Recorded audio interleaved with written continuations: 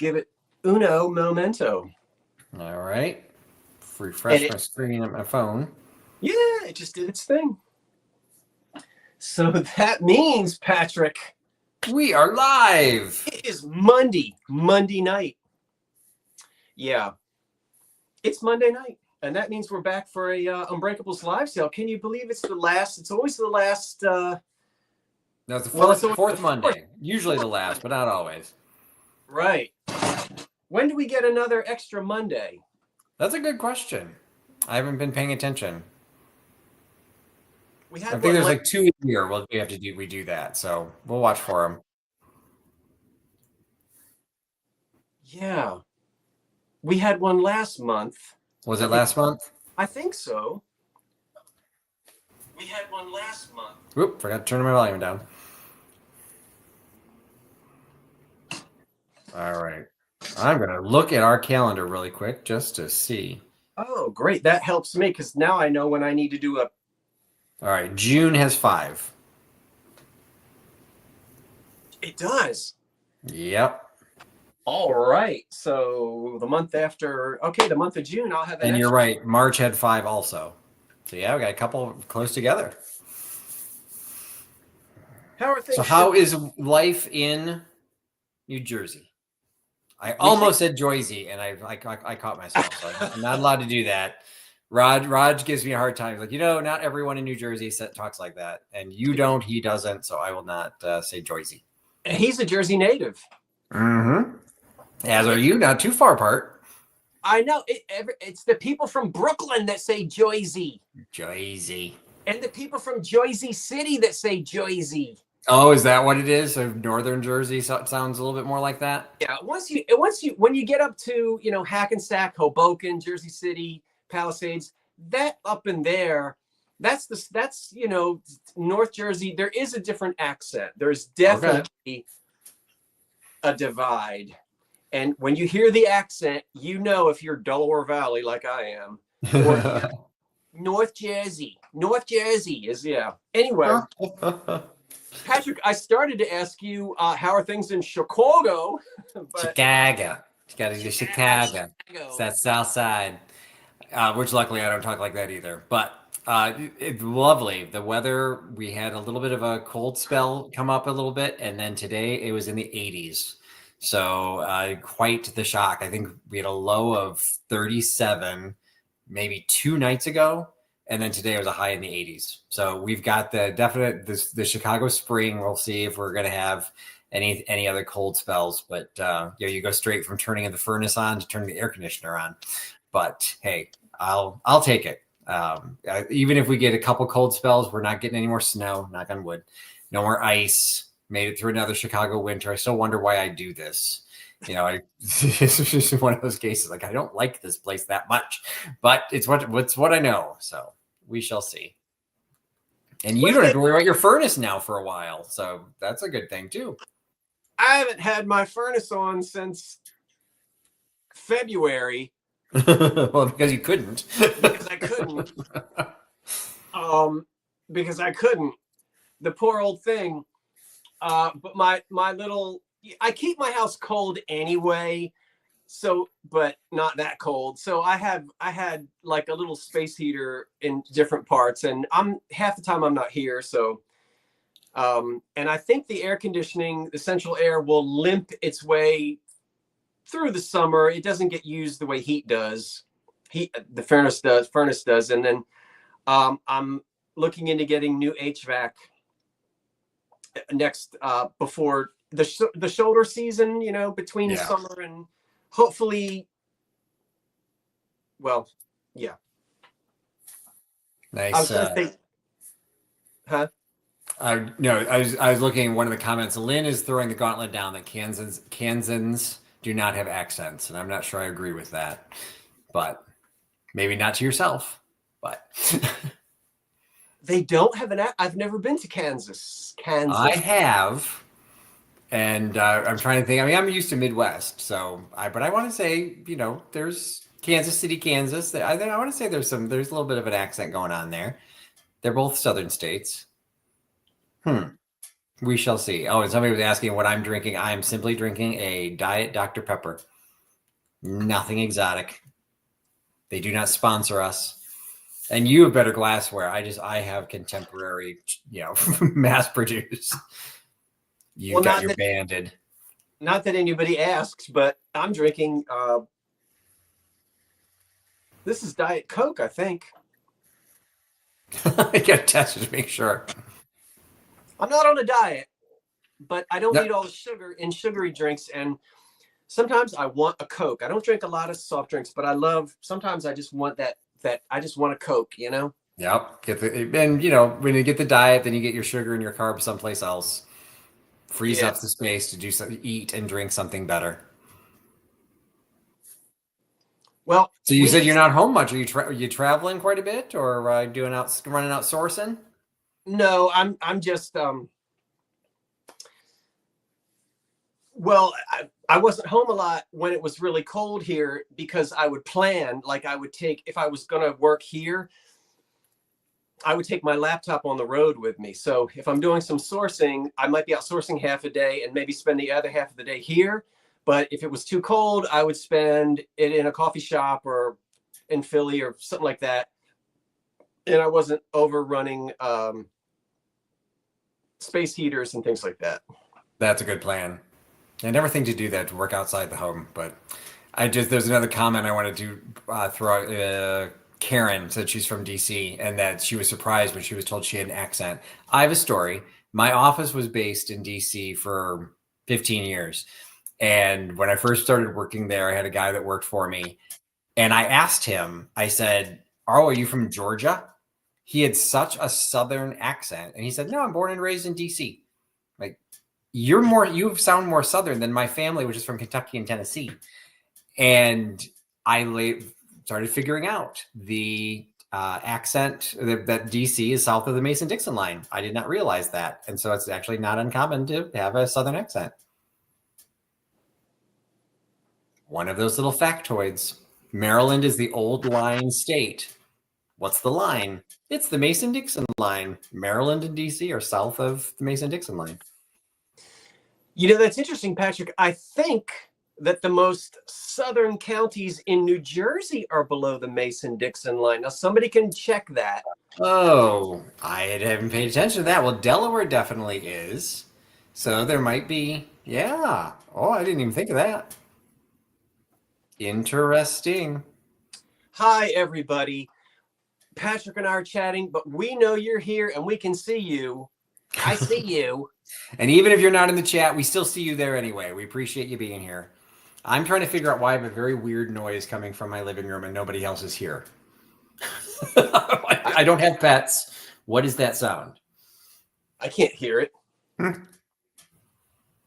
Oh, Randy says Vinny has a bit of an accent. Well, he's from Western Maryland, isn't he? So that's south of the Mason-Dixon line. And he's in the mountain area, so he probably has his own accent. I don't really hear an accent. I wouldn't say it was Southern.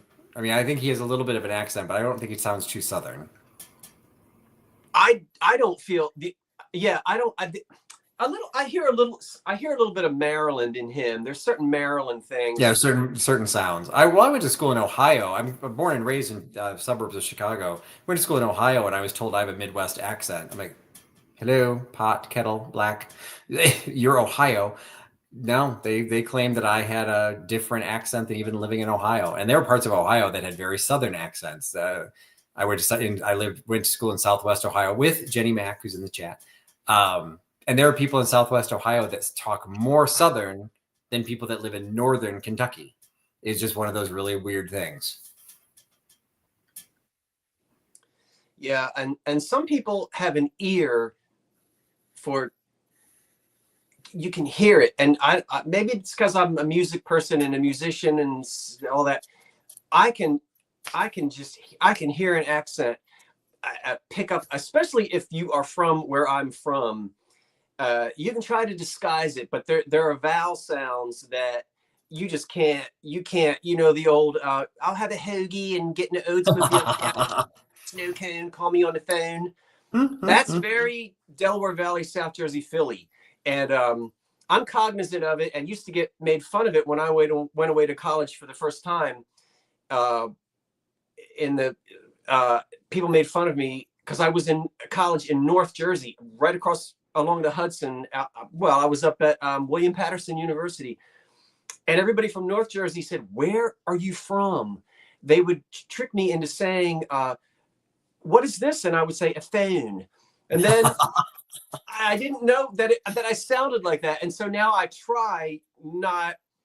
My father had a really South Jersey accent, but anyway, and then I traveled around and I lived in the South for a while, for years, and but yeah, accents are funny, and voices are funny too, especially when we get a chance to hear the voices of some of the people that are in the chat. Like somehow, you just find out that they have a channel.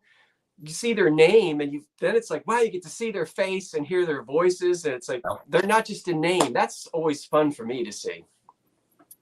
Yeah, I haven't been as active with YouTube as much as I was, during the lockdown. But that was the best part. Started, literally tying faces to names, voices to names, and we were all in the same situation. So you got used to each other, figured out things in the chat, find out how the pets were doing, how the kids are doing. So that's always good in the chat. Hey, if you're not buying anything, that's fine. We're still here to be social and entertain each other. So happy everyone is here. And it looks like we've got 187 people joining us, and it is 10 after. You want to start doing the summary of what we're doing? Yeah, sure. Absolutely. I ship from southern New Jersey, outside of Philadelphia, and shipping is extra. It's all, and I know we've got some new, I know we have some new folks here because people wrote to me and said, I'm going to be there for the first time. So just watch and you'll see it's easy. See, we've got some right there. It says first time. Hi, Annie. It says, hi, Scott. Watching this is my first time. Wonderful, wonderful, wonderful. So what'll happen is we will hold something up. We'll talk about it.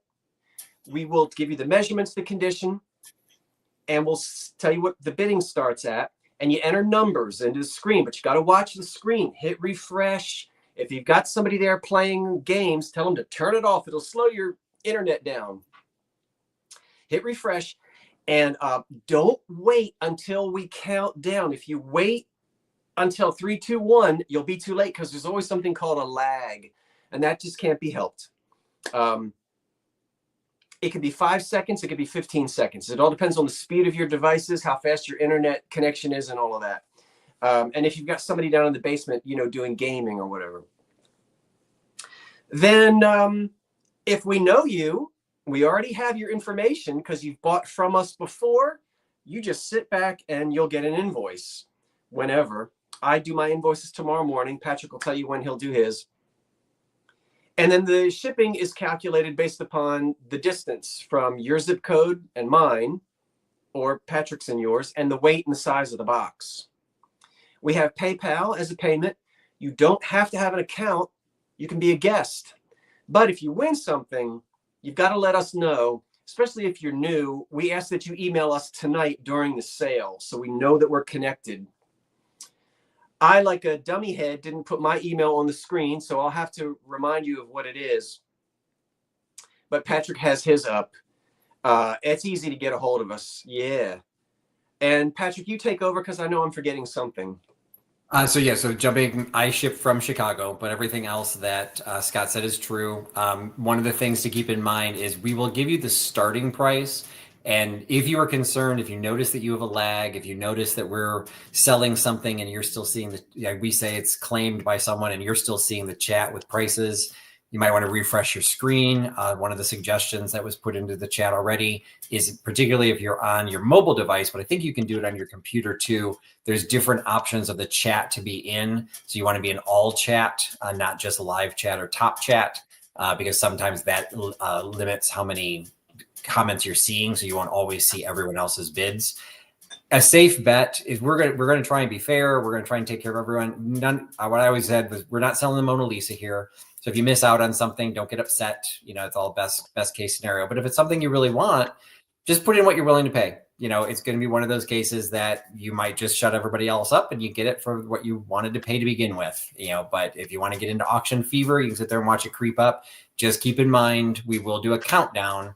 But again, like Scott said, if you are counting down to the last couple seconds and then trying to type it in, we are probably going to miss it, because we are going to type the word stop. And anything that comes in after you see stop in the chat, unfortunately, is too late. Trust us, we would like to take that. You know, we'd like to take more money. But to be fair, everyone has a chance to do it. And the countdown tries to help as much as we can with that lag. But it's really, you know, straightforward and easy. And hopefully you have some fun and just get into the spirit. You might see some things you like. And if you don't, just join the chat. People are really friendly. And if you have any questions, there are people that will help you out. Patrick, you are first. Prepare All right. to be enlarged. I shall enlarge you right now. Okay. I think. Scott's going to be running my starts and stops, and I will be running his. So the first item I've got is a starting bid of $10. So this is something, I do not always do this, but I did take a little bit of extra time this week in preparation for the sale. And I posted a preview video on my channel, Trusty Huckster Mercantile. And if you saw that, you will know I have quite a bit of ephemera. That's what I like to sell. And I have quite a bit of it coming up tonight. And so if you follow me on social media and in my channel, sometimes you'll see more details of what I've got. But if you didn't, that's okay. I'll still do a quick overview as much as I can during the sale tonight. But what this one is, again, is a $10 start. And you get this entire lot. So this is not choice. It's not one thing. You get all 4 of these. And what they are 4 model rocketry catalogs from a company called Estes. So we're starting out, we've got this great 1977 with a NASA model on the front. We've got a 1979, a 1980, and then this one, which admittedly has a little bit of condition issues. It looks like it got wet at some point, so it's a little waterlogged. This is the oldest one in 1972. So in here, and let's see if I can find the one. I should have marked this. There are some absolutely fantastic graphics in here. So even if you are not big into model rocketry, if you are a Battlestar Galactica fan, you suddenly, the centerfold is the Battlestar Galactica. If you're a Star Wars fan, this was the catalog that allowed you to buy your own model to make the X-Wing fighter. And you could do so in 1979 for $19.95. Not sure. I didn't check to see what the inflation of that would be, but that would make this probably a fairly expensive model. So you've got these fantastic graphics going through Big Bertha, all the different models. And if you're into models and model rocketry, or you knew somebody that did in the time, every page has color graphics on it. And in the back, you've got listings of small parts, engine parts, what the prices were at that time. So it's a great time capsule. And thank you so much, Glenn, for starting us out at $10. You've got a great time capsule of what was popular during that time. 77. Well, that was before Star Wars came out. And I think this is the one that had Star Trek in it. So let's see if I can find what the centerfold was. Yeah, Star Trek. So you got a Klingon flying model rocket, as well as the Starship Enterprise. You buy the Starship Enterprise for only $8. That was actually pretty inexpensive. Comparatively, Star Wars got expensive the next year. So you've got that. 1980, we jumped into, you got the Challenger. On the back, you've got the space shuttle. This would have been before the disaster, 1980. And then this one, same thing. Lots of color pictures. 1972, they were a little bit simpler. They were more like the Sputnik and individual rockets. All right, so we're going to go ahead and count things down. Thank you, Glenn, for getting us started. 10, 9, 8. Oh, it's called Estes. Thank you. 10, 9, 8, 7, 6, 5, 4, 3, 2, 1, and stop. So now we will watch the chat. Scott will be watching the lag in the video to see that's why we do the hand gestures, so we can watch each other count down. And when I get to 0, he will put in the stop, and we see the stop. So it goes to Glenn Nocera. I think I recognize your name, Glenn, but just in case, if you can make sure you send me an email with your shipping information, I would appreciate it. I haven't been as active lately, and what I've discovered is some of the saved data in my pirate ship aren't saved anymore. So it's always good to have that fresh information. And back to Scott. Okie doke. You just brought back memories of the summer that Star Wars came out, and I had to go watch the movie on the boardwalk in Ocean City, New Jersey, when it still had movie theaters. There were 2 movie theaters on the boardwalk. They're gone now. I didn't want to see the movie. I wanted to be out swimming in the ocean, but I had to go in and watch it anyway. I am not a science fiction person, but that's what makes the world go round. Yeah. Variety. But I remember that. So thank you for that memory. I've got a pie plate that's 8 inches and it starts at $8, and it's an old enamelware one, graniteware one, and it is an 8-inch. It's 9 inches across, but the business part of it is 8 inches. And I actually bought this. I was thinking of Dee from the Thrill of the Thrift. Not that she would buy it, but she's redecorating her house in primitives, and she has a shelf that's behind her.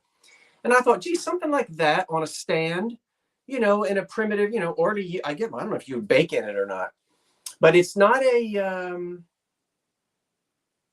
what am I trying to say? It's not a Chinese, they're making these in China. Did you know it? I've seen enamelware and I've picked it up, and then I look really closely, and stamped on there it says made in China. But this one, the color is that sort of blue and white, that turquoisey blue. There's probably a name for it. I'm not up on my antique graniteware. Patrick, you might know, because you have some graniteware. No, that's one I've never really dipped into. So I couldn't really give you help on the color schemes either. Stoneware is what you have. Yeah, I've got stoneware. So this is an old one, and it was used. And what else can I say? There it is. We're looking for an $8 opening bid on the graniteware, and if there's a name for it and somebody wants to put it in the chat, that would be great, because I'm not a graniteware person. I really couldn't tell you. I guess you could eat out of it too, I suppose. I've got some cream and green graniteware that I eat off of, and I drink out of it. So I don't know. There's an entire repro industry. Yeah, there sure is, Jenny. I know, and I've seen it. But once you look at a couple of those repro pieces, you go, aha. But look at the wear on this. Look at the old kitchen cooking. And it's funny because the reproduction ones, they try to buff out a little area to make it look like wear. But when you think it through, when you think about where would wear appear, yeah, there's certain places. In other words, age has a way of sitting on something.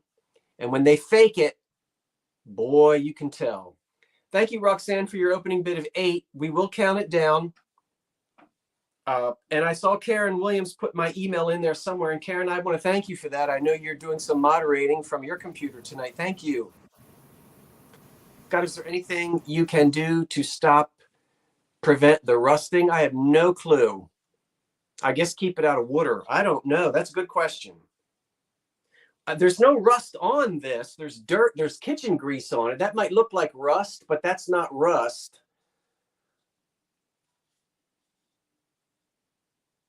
On this, it's just, it looks like not kitchen grease, but old, when you use pans, you get that, you know what I mean. Yeah, and I'm trying to think the covering thing. I want to say, I think you can put a wax coating or something over it. I mean, they do offer some types of almost like a removable varnish or protectant, but it's not going to it's not like when you buy it, it's going to suddenly rust overnight. It's one of those cases. It is what it is now, and it's going to maintain that. But if you want to keep using it, or if you want to use it for food, wet food, you probably would want to cover that up a little bit so you're not getting the metal possibly flaking off. Yeah. So, but just to be clear, there's no rust on this. You're just seeing old crud from somebody's oven. So you get this with the old crud on it. And I think that's what makes it charming. It does not have a hanging hook because it was meant to be used. So there's good question, but there's no hanging hook on it. This was used and it's an antique. Ouch. Mm-hmm. I think they meant for it to be able to hang it on the wall for it for storage. Not for there was a bird feeder question too, but I think the hook, you could easily attach one of those types of adhesive triangles to be able to hang it up. But no, it was daily use. Probably didn't hang it up long enough, or put it away long enough to store it. You just emptied pie tin, made another one. 10, 9, 8, 7, 6, 5, 4, 3, 2, 1. That's it. Woo! And I'm watching for the lag. All right, fingers just went up. All right, and we've got to stop. So it looks like the opening bid of $8 went to Roxanne. And what is Roxanne's last name? Just the letter S is in Sam. Roxanne S. Okay. Roxanne, if I know you, and you're good. If I don't know you, my email is oldcuriositysshop99@gmail.com, and you'll just send all your name. Do we have to go through it? We probably should. And I don't think we did that at the beginning. So I think Jeffrey and Karen have been putting notes in about what to send. Okay.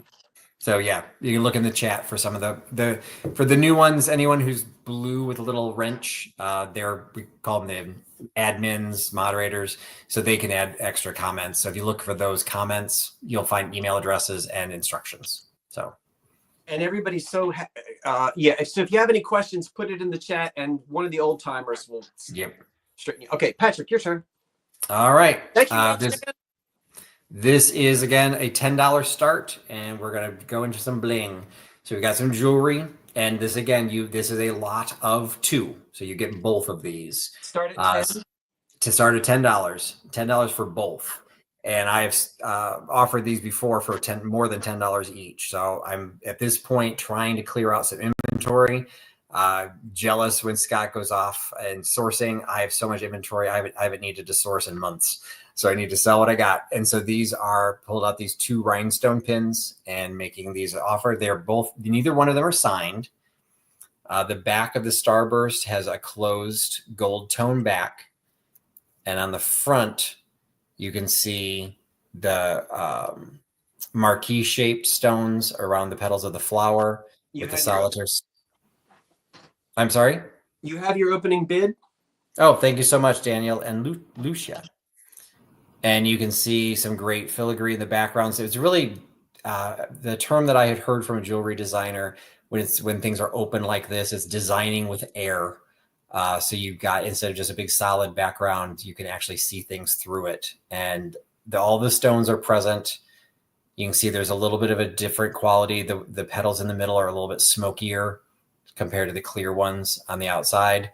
It does have a closed back, so you can't see the foil or anything through them. So it's literally just the refraction of the facet of the stone. And you can see, hopefully, at least on the bigger ones, it's easy to see, they are prong set. Actually, the marquee shaped maybe are not prong set. They seem to be cupped. But you can see the prongs on the individual round stones on the outside. So you've got that one. And then I'm including with it this, what would you call that? Scroll shape, I guess, kind of a S, with 2 large rhinestones on the ends of the scroll. And then kind of the smaller, almost a little bit large, too large to be called a pave, but, some individual pairs of stones, alternating as you go through there. So hopefully that's picking it up. This one does have a slightly open back. I apologize. I think there is a term for that. So it's a solid metal, but then they have the open work so that there's a little bit more reflection going through them. So both of these this one is a white metal. So the question came in as color. So this is a white silver tone, and this one is more of a gold tone. So you can kind of see them side by side, but the stones are pretty much clear, with the stones in the petal of this one being a little bit smokier. All the stones are present in both. The clasps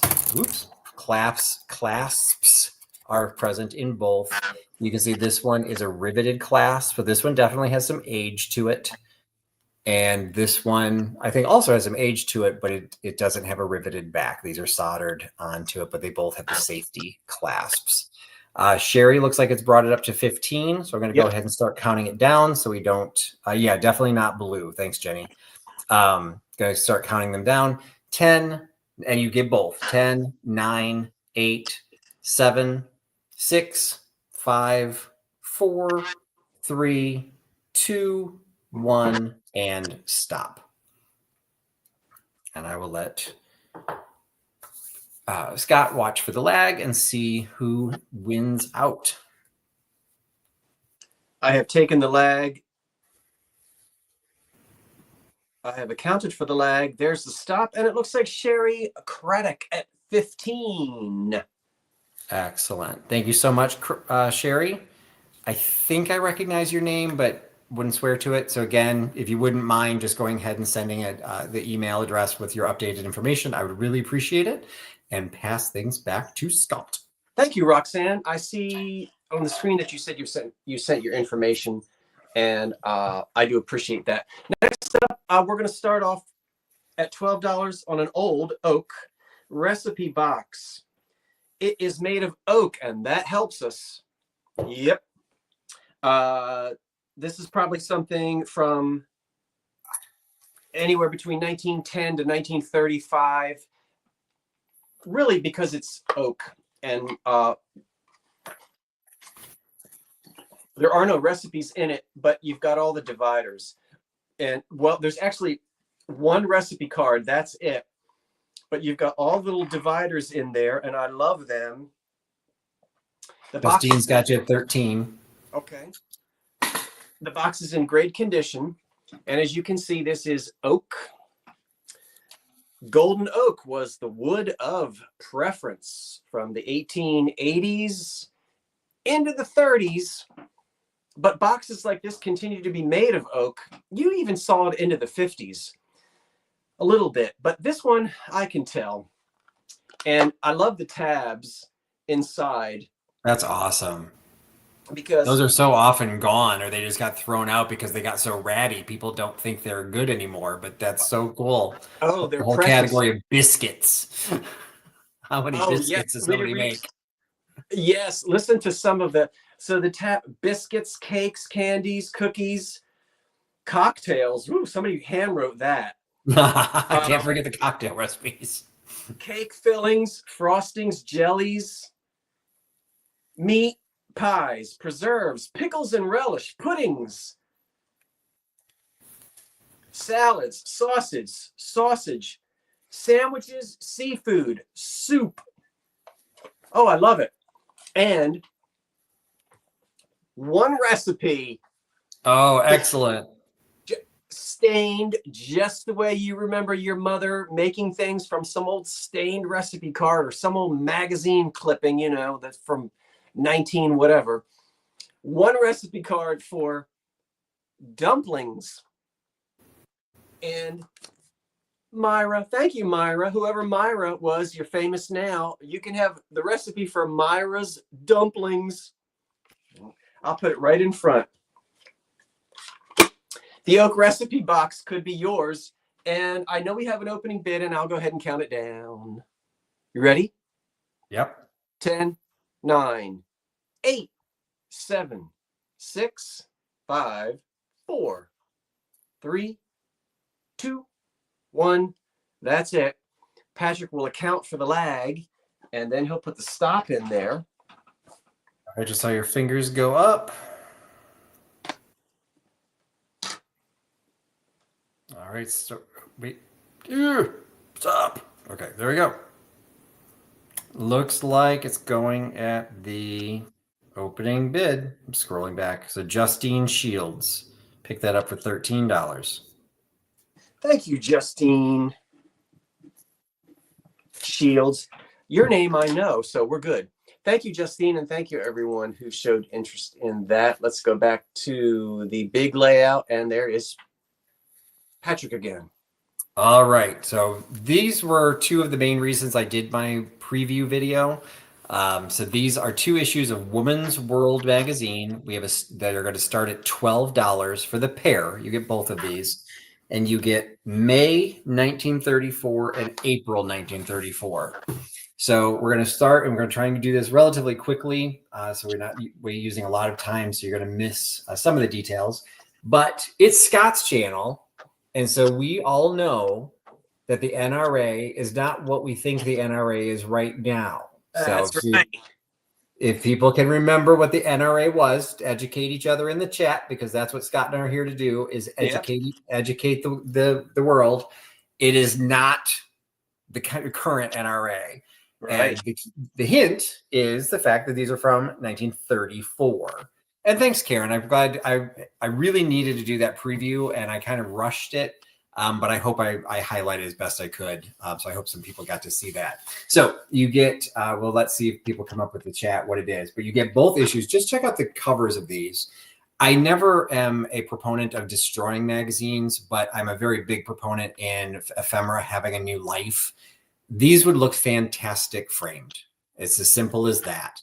You know, this one, this great springtime look, that's from May. You know, even these children with their umbrellas for April showers bring May flowers, you know, the traditional. You've got on the back, which is this one's the main one. On the back, you've got a full color ad for Pillsbury's Best.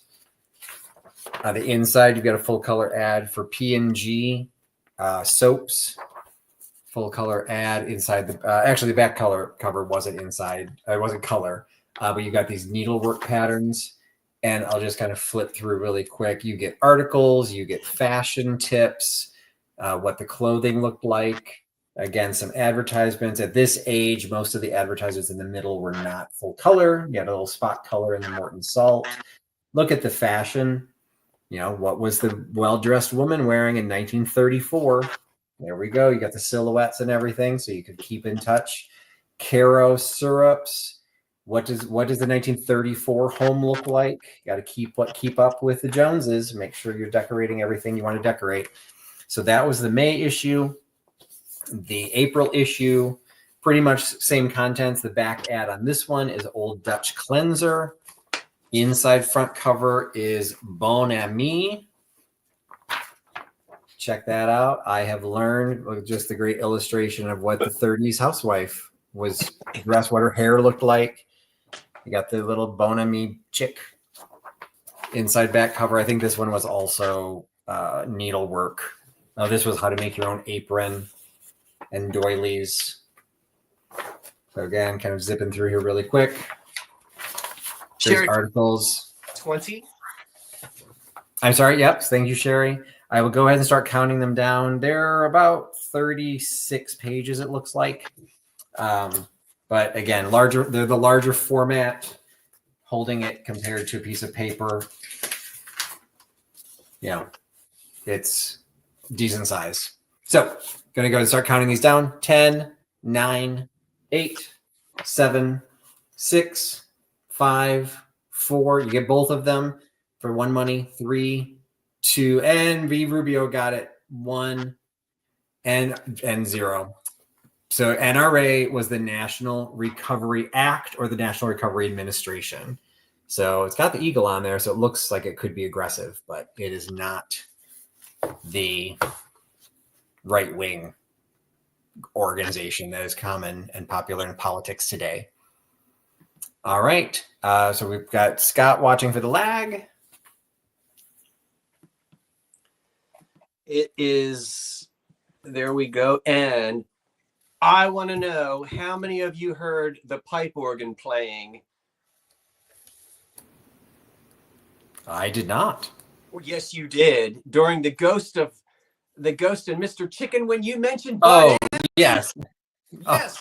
And they used Bon Ami. That is right. Pulling that old reference. All right. Looks like Brenda Julera. I Yeah. apologize if I slaughtered your name. Yes. I think you are new to me, so if you could Yeah. send me an email, I would appreciate that. Hi, You picked Brenda. those up for $20. Welcome, Brenda. I think Brenda is a new name to me. Round of applause. Excellent. Thank you so much. Okie doke.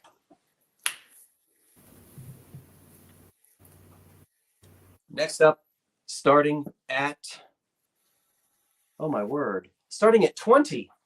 Look. Oh, nice. Now you tell me, what are they, pointers? I don't know my animals. I would say pointers, but there might be something more specific than that. But the fact that that tail is out, even though his paw's not up, the fact that tail is up, I'd say he's a pointer. Okay. So there is what's left of the actual Sirico tag. They're not the only ones that made this pressed wood, but I think they're most well known for it. These are in excellent condition without any problems at all, and they are bookends. And these types of things, this pressed wood goes way back. They were doing it in the 1920s, but a lot of these by Sirico, I think we think of a lot of that being made in the 40s, 50s, 60s. And so that's what this is. It's not bronze, it's the pressed wood. I think a lot of people are familiar with the company. They eventually did plastic, but these are the earlier ones. Yeah, made in Syracuse, New York. And we've got to vote for setters, and I think that might be correct. I do not believe they're Airedales because of the muzzle. They're not an. It's not Airedale. No, Airedales are terriers, but setters, I could see it being a setter. So this is the pressed wood, pulp wood stuff. You know, sawdust, glue, whatever they put in there. Who knows what? Horsehair. I don't know. But LM's got you at $20. And we've got both of them, and there's nothing chipped on either one. The tails are not chipped because this it's not resin. This will chip. You know. And a lot of you are old enough to not necessarily old enough, but you know what Syracuse, the company in New York that made these, you're familiar with the products. Sometimes there was wall art.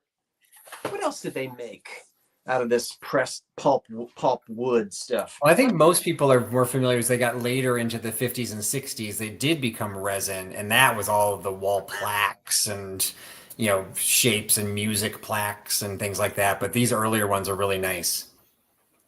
They're very nice. So there's felt on the bottom, as you can see. And that's the back side of them. And then there they are.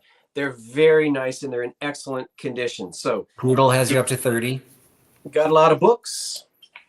Are you a dog fan? There they are. Get them back up there and we will count the pups down because they want to go outside and run around. If there are no questions about them, we will count them down. Here we go. 10, 9, 8, 7, 6, 5, 4, 3, 2, 1. There go the balloons. That's it. All right. Gotta watch your hands going up. All right. Popped up. See the count. Oh, there are the balloons. I love them. All right. And it's a stop. Wait, no. I do it on my phone and I can't get the stupid button to hit. So I think that puts Poodle at $30.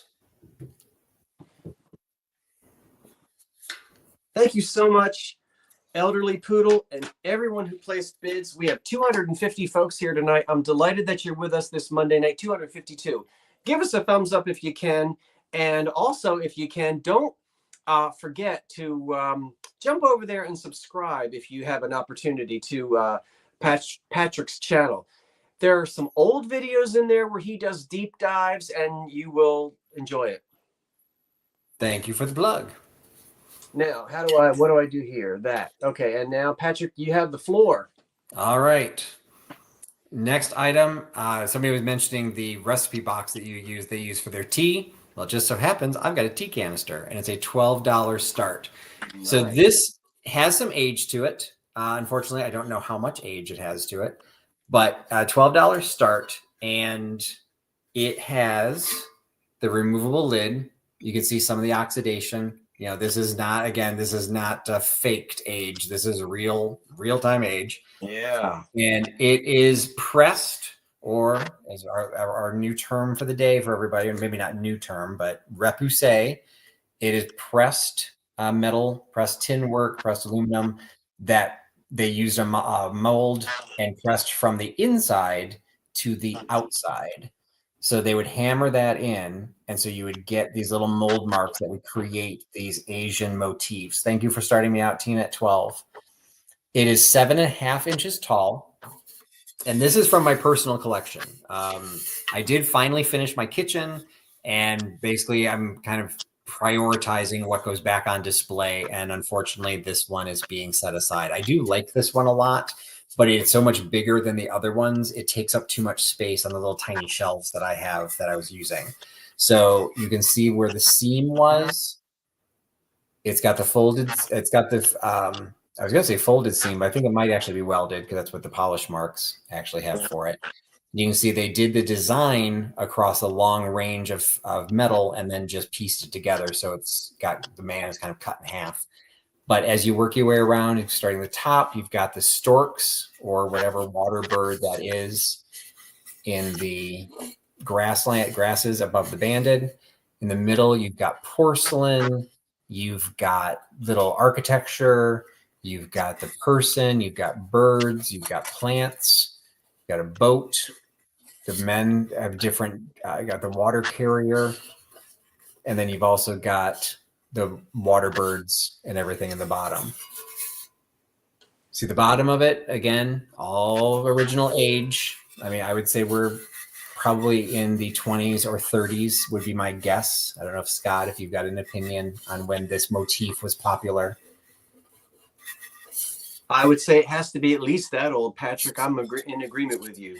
I mean, I would like to say it's older than that, but I don't think 19th century. It's not quite the aesthetic movement when they did this type of Asian motif. It'd be much more geometric. So I do think that this might be getting into the teens or 20s. So there's definitely some age to it. Jenny, I unfortunately do not know. It was probably made for the Western market. It may have been made in China, but I do believe it was made for the Western market just because of the motifs that were being used on this. I can't imagine people in China cared to put these people and these designs onto their own shelves. So I think it was designed for a Western market and may have been sold with tea in it. I do not know, but it's a fairly large container. Again, 7.5 tall. You know, what do I have to like frame? You know, compared to my iPhone, you know, it's a decent size. It would hold quite a bit of loose leaf tea. So it wasn't back in the era when tea was super, super expensive. But it's just got a really nice shape to it. It's this really nice patina, this dark color, and really hoping that somebody will give it a good home. So we go ahead and start counting it down because I know I saw at least one bid come in. So 10, 9, 8, 7, 6, 5, 4, 3, 2, 1, and stop. Thank you, Tina. You're commenting on the Crocs, the stoneware that I have. That was another collection that I started pulling down a little bit. Quality over quantity. So a couple of pieces ended up at my antique booth because I wanted to make sure that what I had didn't get swallowed by a bunch of other stuff. All right. It looks like Jenny Mack came in right before the stop for the T10. Going to a fellow Tiger. Go Wit. Thanks, Jenny. Jenny, I think you just got what we call a sleeper in the business. I agree. I think that tin is a little closer to 1900 than 1930, and I think that soldered seam in the back is the key to that. That's a good pickup, Jenny. Okay, thanks for bringing that, Patrick. That was wonderful. Like I said, when it's from my personal collection, they tend to be good. Look, I don't know about you. I've always been attracted to the designs of the 1930s and 40s. Look at that. Now, this is going to start at $20. You know what it is. It holds letters. It's made of wood. And the paint on the front is more of a, I know it looks white, but it's a silvery color. Well, it's kind of silver white. But you know what? You've already got some bids. Justine's got you up to 22. Phil Imp started at 20, and Justine came right in behind it, 22. Thank you, everyone. I've never had, this was inexpensive. It was probably bought at a dime store. It's just made of wood. No particular wood. It's not oak or mahogany or walnut. And you say, well, who needs that? It's the details. I always remember my father telling me about the details make the difference. And if you love that Art Deco era of the 30s, even a touch of it, my goodness, wouldn't this be neat on your desk? Hopefully you don't have to put bills in there. Maybe love letters. Well, it says letters. Who sends letters anymore? Well, you know what? Some people do. And I just love this thing. The circles, the concentric, not concentric, they're all the same size. But it's just so classic 1930s into the 40s when the geometric deco is sort of hanging on with the circular motif. I love this. It's inexpensive. It would have been inexpensive in those days. And, this was a way everybody was watching those Hollywood movies, right? You wanted to escape from the humdrum. And people wanted some modernism in those days. I mean, who wouldn't want this on their desk? I would if I was around in the 30s, I guess. And I love it. It's in really good condition.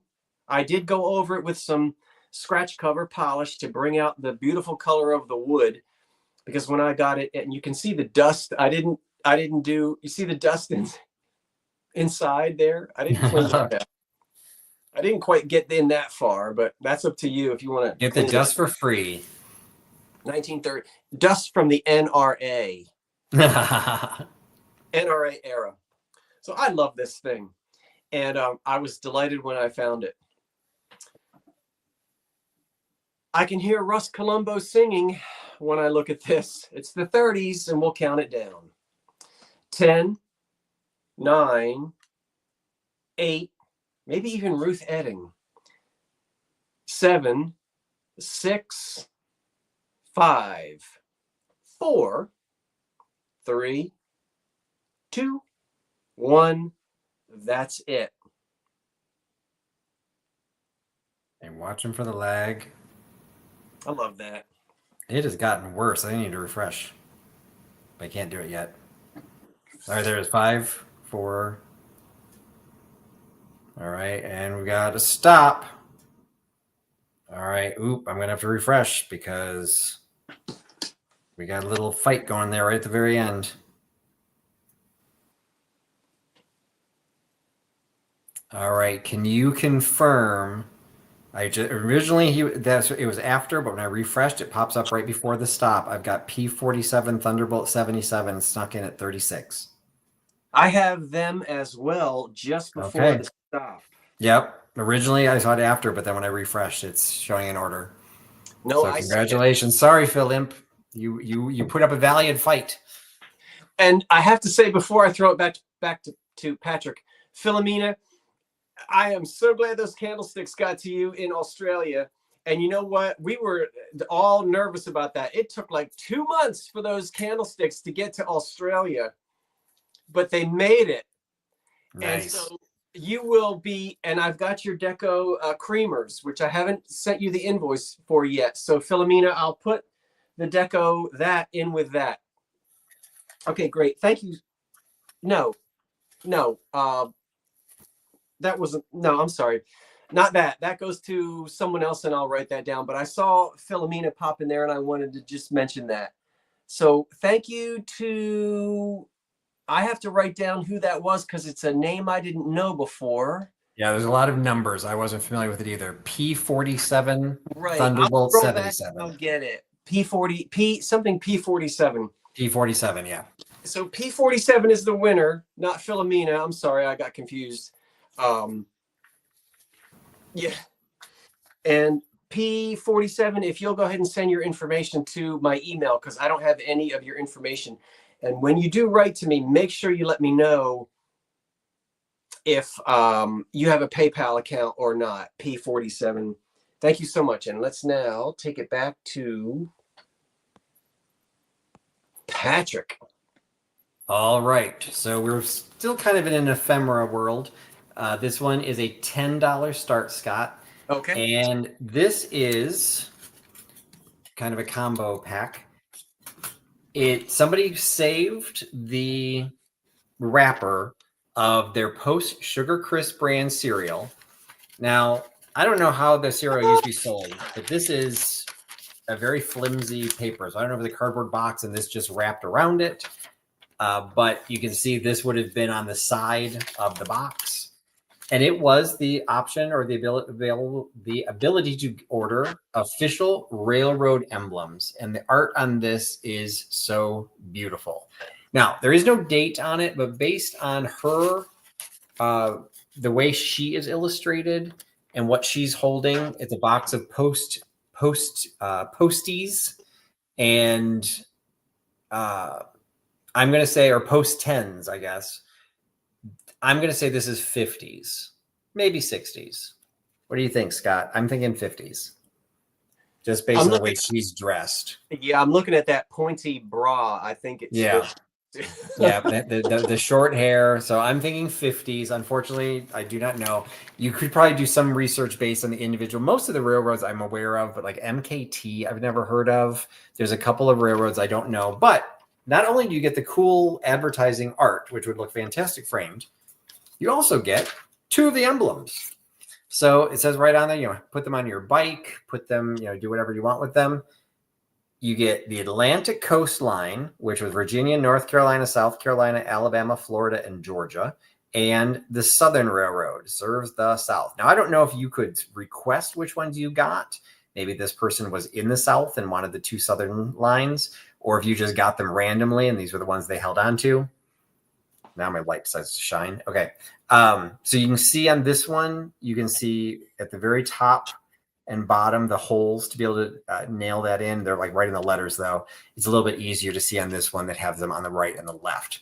So you've got the ability to pin those. So I don't know if they came in the box themselves or if you wrote away for it. There's no form or anything. I just thought these were super fun. Pick them up. If they don't sell here, I'll just put them onto eBay. But because I don't want to separate the set. Yeah. And I have a feeling the people on eBay, they're either going to want Atlantic Coastline or they're going to want SR. And then what do I do with the art? Mm-hmm. So figure I'd do it here, sell it for probably less than I would list the actual emblems themselves to see if I've got any takers. And I don't think I saw a bid come in. So I will just go ahead and pass and bounce it back to you, Scott. Okay, I put the stop in just for technicalities and we'll come back to me now. Okay, look what I've got. This starts at $35. I am so excited to bring this to you.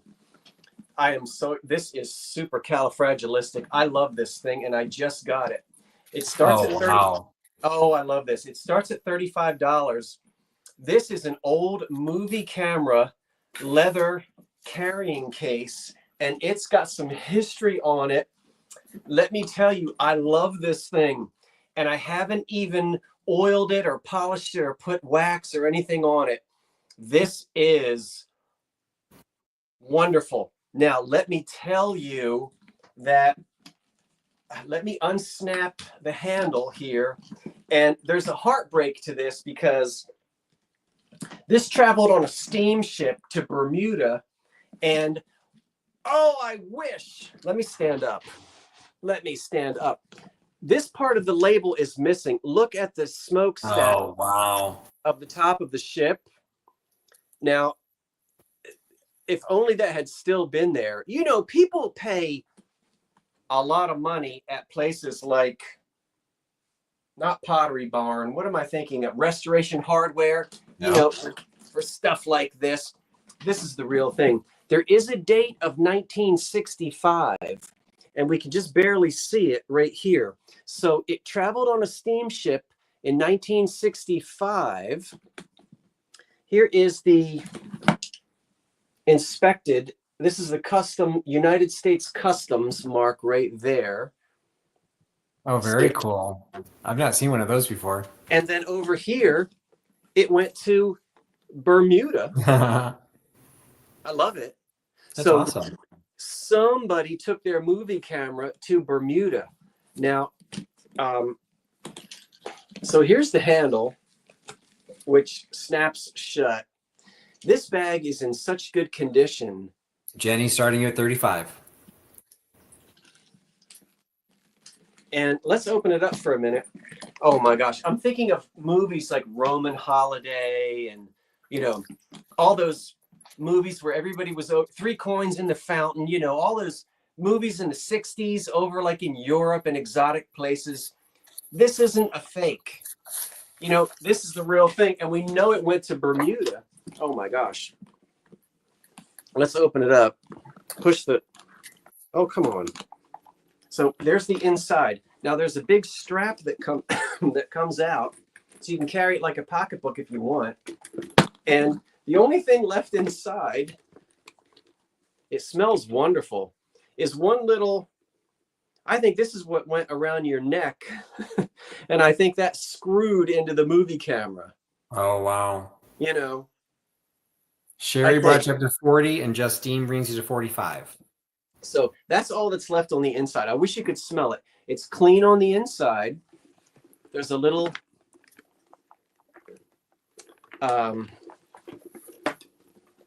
there are some little places here. I already opened that up. Sorry, there's nothing valuable in there. It's empty. Sherry's got you to 50. And then there's another piece of a strap. This I'm going to go ahead and tuck back in because it was in anyway. So let's get that back in there. You are not going to be, this has so, oh my gosh, I love this thing. And it smells fantastic. So we'll close it up. The leather isn't rotten or whatever. And it's actually the movie camera is Perrin, Perrin. And I think I saw that it was model 212. So we know that it's at least as old as 1965 because we can barely see that on June something, 1965, that was the sailing date. So it sailed on June of 1965. It went somewhere, including Bermuda. Jenny's asking if you have measurements. 12 by 9 by 6. 12 by 9 by 6. It's clean. It smells wonderful. And I don't know why I love this thing so much. It doesn't seem like it would be, you know, my kind of thing, but when I saw it, I said, oh my gosh, this is wonderful. Okay, so I won't ramble on anymore, but I will count it down. And unless there are any other questions about it. Nothing I saw. 10, 9, 8, 7, 6, 5, 4, 3, 2, 1. That's it.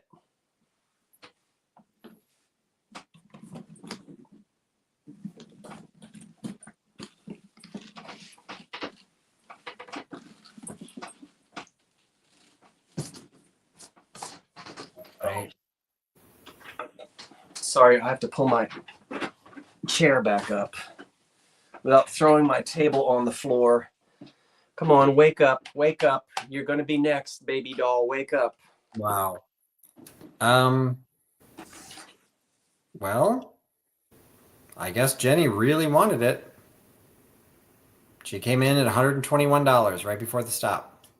Jenny, I went on eBay and there's a couple of them, and I didn't look to see if any had sold, but I saw at least one, and the asking price was over $100. So I think you did fine. And Jenny does her research. Pardon? Jenny does her research. Well, Jenny, I don't think you'll be disappointed with it, and I appreciate that. So Jenny, thank you.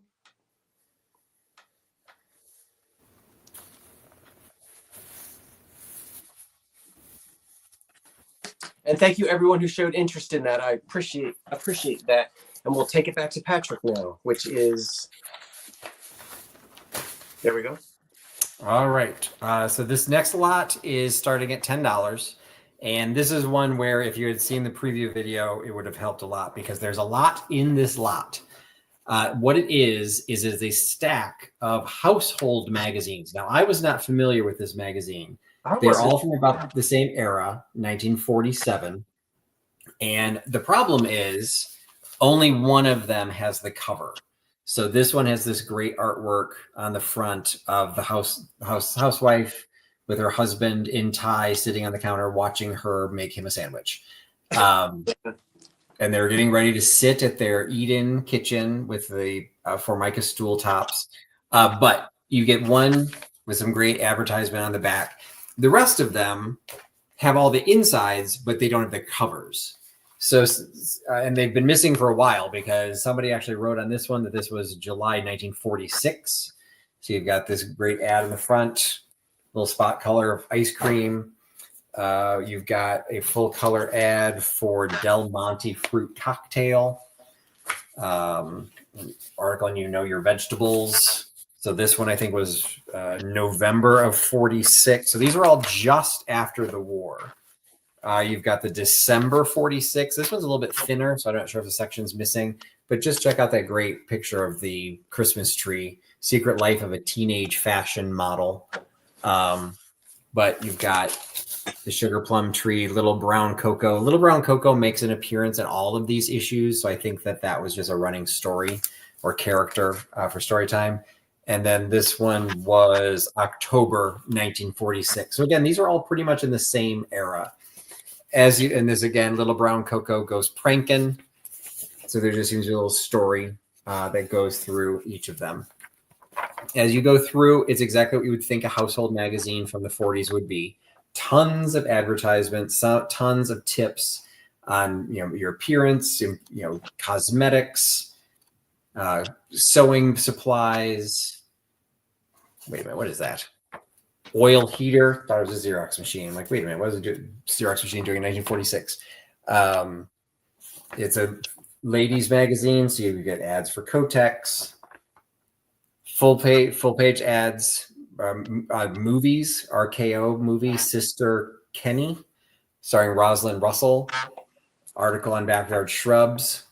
But check out this ad. This is my absolute favorite ad I've probably ever seen for a Ford. So there's a Ford in your future, a crystal ball, and just look at all the animals, all the illustrations of those animals. This would look so fantastic in a frame. This is so cool. So tons of ads like that throughout all of these. So you get 1, 2, 3, 4 issues that do not have the covers and 1 issue that is complete with its cover. Unfortunately, I didn't see any bids coming in on this one. So I am just going to, oh, nope. Sherry caught me off guard there. So Sherry's got me at 10. I'm just going to go ahead and start counting it down.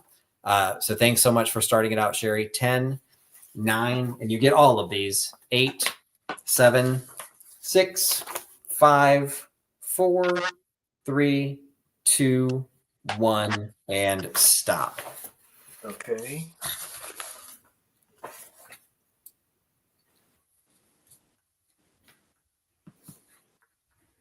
Okay, there it is.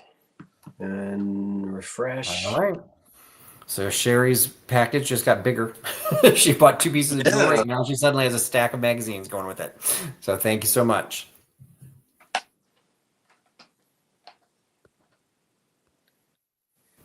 Okay, starting at 20 is an R&B baby doll. And Is this a girl or a boy? I know it's wearing panties, but that's boy hair. I don't know. I don't think because it's molded. I don't know if they would have given it super long hair. So I don't know.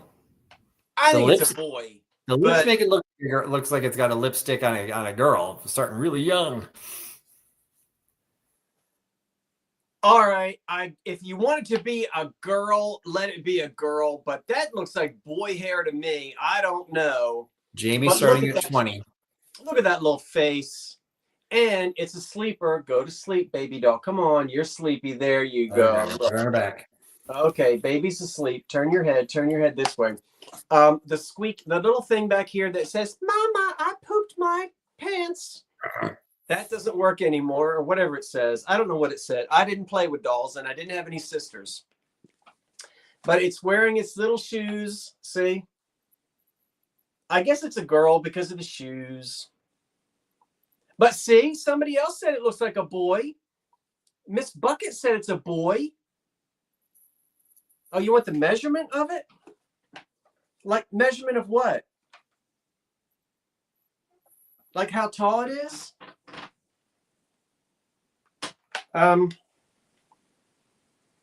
12.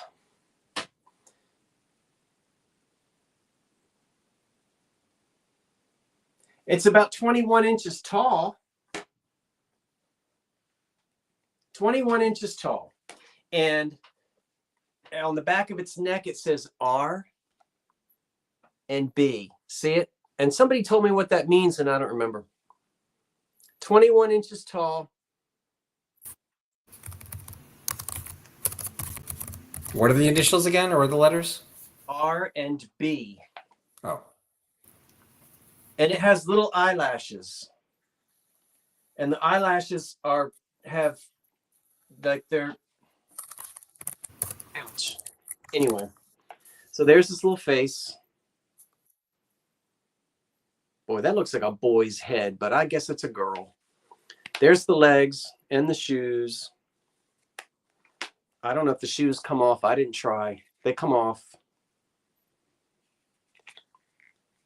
Come on, it's getting too... You need your shoes on. But whatever that, the talking thing is gone. Woo, I see your hiney. Put your pants up. All right, turn around. The fingers are there. Nothing's broken on the fingers. See?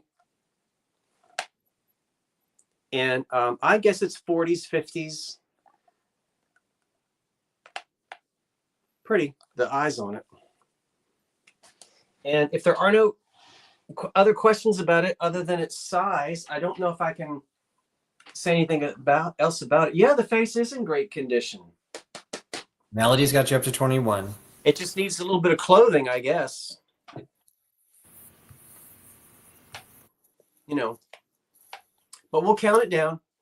She's asking plastic, or Akara is asking plastic or composite.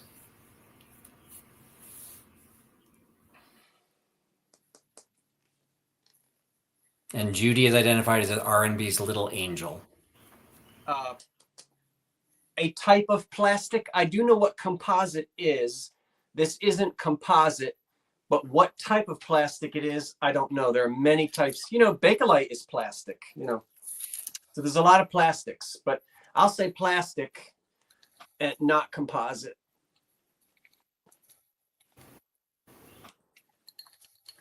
Okay, count it down. Here we go. 10, 9, 8. It's time for this baby to go to bed.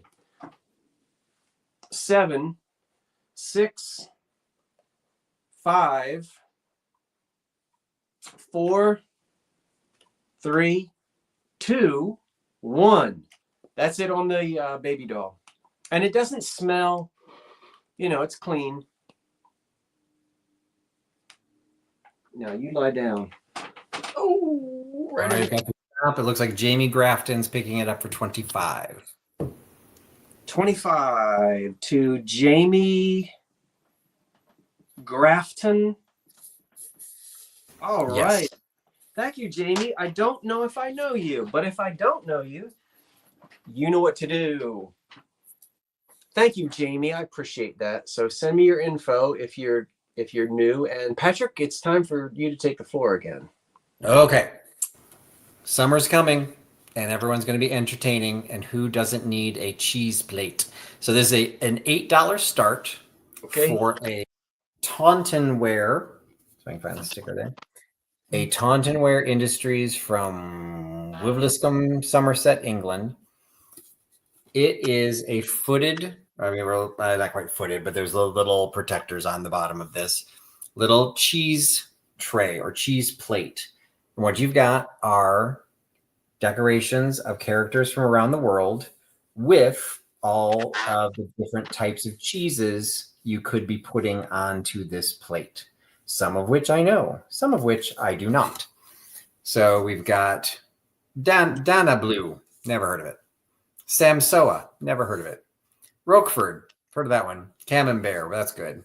Ochtleitner, that seems made up. Monsieur, also made up. Gouda and Edam, heard of those. Allgauer and I think that's a T. Tilsiter? Tilsiter? I think that's a T. Bel Passe and Parmesan. So I'm assuming she's an Italian dress. Cheddar and Carefully, the Scottish dress. Gruyere and Emmenthal, Swiss dress. And so Dana Blau and Samso, I'm not sure what dress that is, but that's her cheese. So Jenny's got us opening bid at 8. I'm not going to spend a lot of time on this. I didn't do a preview of it. Just had this kind of tucked away, and I thought it'd be a fun item to include. The graphics are absolutely fantastic on this. It's kind of like a melamine kind of top, and the bottom is actually, it's got a really rough, almost like a papery coating to it, but the plastic is hard on the side. So I would think that this is probably 60s, maybe 70s. I don't know quite how old it is, but I just love the colors on it. And the fact it's obviously a cheese plate, whether you use it for cheese or use it for something else. I thought this was fun. I like the international aspect of this, and I'm going to count it down. 10, 9, 8, 7. That's 10 inches across, if I didn't say that. 6, 5, 4, 3, 2, 1, and stop. So if Jenny gets that, she'll have a cheese tray to add to her tea tin. All right. And it looks like she does. Congratulations, Jenny. Thank you. Next up, I have two sets of Analee Christmas dolls. I'm going to sell the smaller set first, and the smaller set starts at $20. I'm pairing these two together. Mrs. Claus is from 1999. Santa Claus is from 1996. So 1996, 1999 Analee Christmas dolls. And they have their tags on them, as you can see. When I say the smaller of the two, these stand about 13 inches tall. I have more to come that are taller than that. Obviously, if you know what these are, you know what they are. And we'll just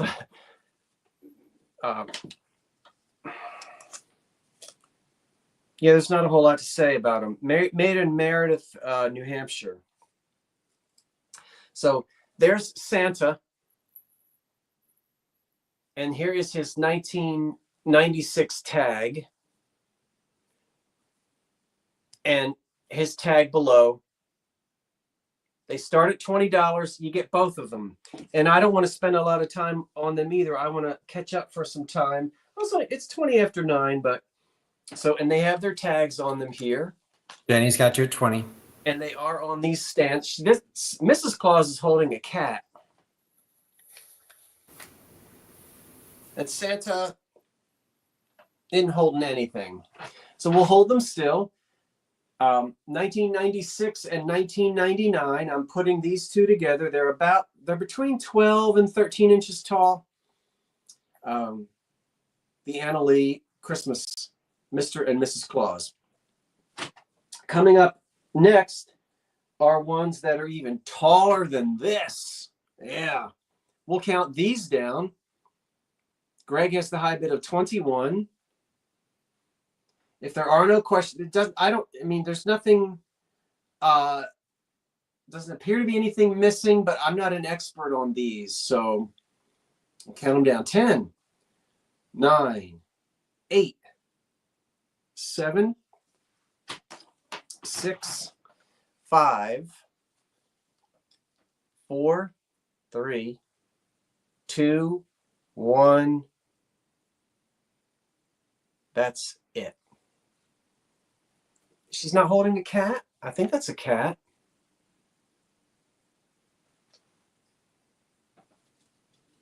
Or a rat. It's a cat. She's holding a cat. All right. It looks like Mo513 picked it up for $22. Okay, Mo513. Thank you so much.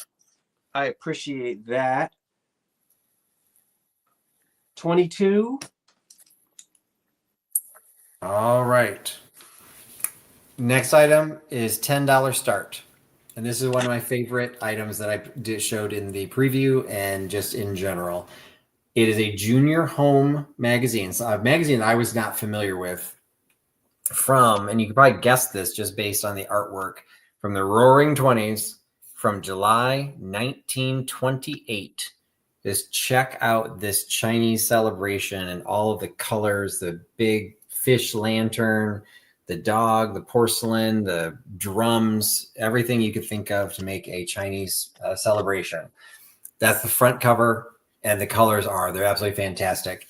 And even on the back, you got another great full color ad for the Joy Ball, the toy for tots, the sport for grown-ups. So this is a quote unquote children's magazine. So there are children's articles in here. There's rubrics, there's games, there's stories, definitely things for kids to enjoy. But the way it's set up is most of the kids stuff is kind of in the front. So like all the puzzles, was it the Rebus, the one that has like pictures in places of words? But there's a couple of advertisements as well. But then as you get to the back, you've got stuff more for parents to read. But check this full page ad for look at this tractor. These are all pull toys. And it says right on here, a giant for heavy hauling in the sand pile or on the beach. So these are all just tin toys that you can buy from 1928. Oh, nice. There's the kiddie gym. So again, ads for grown-ups. There's a great advertisement for Jell-O, kind of a half-page ad for Jell-O. Make Sunny happy with a Sunny dump truck. Everything in here is trying to get parents to buy the stuff for their kids. Outdoor games for July, a Swiss Discovery. That's an advertisement for Ovaltine. So again, because of the age, a lot of the ads on the inside are actually in black and white. So the color is restricted to the covers. So the inside front cover, Baby Ruth. What do your children's nickels buy? A Baby Ruth bar. So you've got a full color ad for Baby Ruth, and the inside back cover is not actually full color, but an advertisement for the junior instructor plan of child training, what every mother needs. So it seems like a collection of books about how to teach your kid. So articles, it's 48 pages long. So quite a bit in here. Higglety Pigglety's article, ad for Keds, Colgate, Grape Nuts, Ovaltine, Play School. You got Children's Home Fashion Service. So you've got what the well-dressed children should be wearing at that time. Wheatina tastes great. Some people needed to really enroll in a marketing class. You were talking about dolls. So this Arabella becomes the belle of the ball. Look at these little freaky dolls that they have telling this story. But the ad is actually for Fell's Naphtha soap. So I don't know if Arabella was a doll that was sold at that time, but it's, how to keep your doll's clothes clean. answers to the April picture contest, how to build your own seaplane, kind of a model plane. Something Joan, Billy, and Sue. You've got full color pages, never been colored before. Another way to build an airplane, message to the moon, 5 little piggies. You get the little puzzle frames or outlines and the stories. So fantastic illustrations, advertisements, stories, like even just the very first page. It's just beautiful art. So we've got the issue of junior home. I saw a couple of bids come in, so I'll go ahead and start counting it down. 10, 9, 8, 7, 6, 5, 4, 3, 2, 1, and stop. And I will let Scott watch for the lag. The only advice I have to keep your doll's diapers clean is don't feed them wheat Tina. So you know Wheatina? I'd never heard of Wheatina. They still sell it. Do they? I see it in the grocery stores up here. It must be an East Coast thing. I've not heard of that before. This and the ad's actually kind of cool. How the Little Prince became a great archer. So it's got cool little illustration of almost like a Robin Hood type thing, and then the box of Wheatina at the bottom. All right, so it looks like Gail Cathy picked that up for 15. I apologize, Gail. I don't recognize your name, so if you haven't bought from me before, or if you could just go ahead and send me an email, I would appreciate it. Yeah, if I'm remembering correctly, the boxes of Wheat Tina has like a little blonde-haired boy grinning, and he's on the front of it. I know I've seen Wheat Tina in the stores. Maybe, I don't know. Does anybody else still see Wheat Tina in the stores? I do.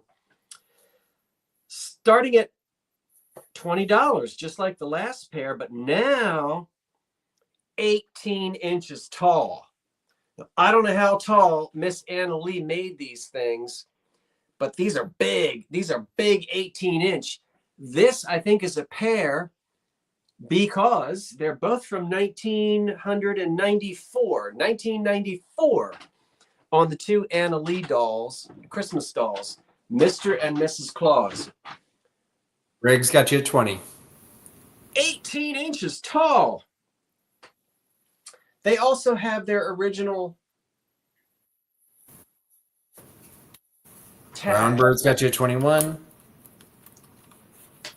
This one says that Santa Claus sold for $64.88 at G-Boys. But there's the thing, and that's Santa. Got a lot of people fighting for this one. Brown Bird's got you up to 30. Well, the Analee tag back here says 1994. These two things are about, I don't know, how big did they make them? I can't imagine they made them any taller than this. Greg brings you up to 35. And here's the missus. Let you see her. Brown Bird's at you 40. And she has her So Jenny said her mom had a 3-foot tall one. So they must have come some pretty variety sizes. 3 feet. Good Greg's heavens. got you to 45. Good heavens, Miss Sakamoto. Brown Bird's at 50. All right, the 2 Analees from 1994. I guess it's a pair. Husband and wife. They're 18 inches tall on their stands. I didn't put that on there. I don't know why that's on there, so let's take it off. That wasn't mine. Brown Bird's got you to 60.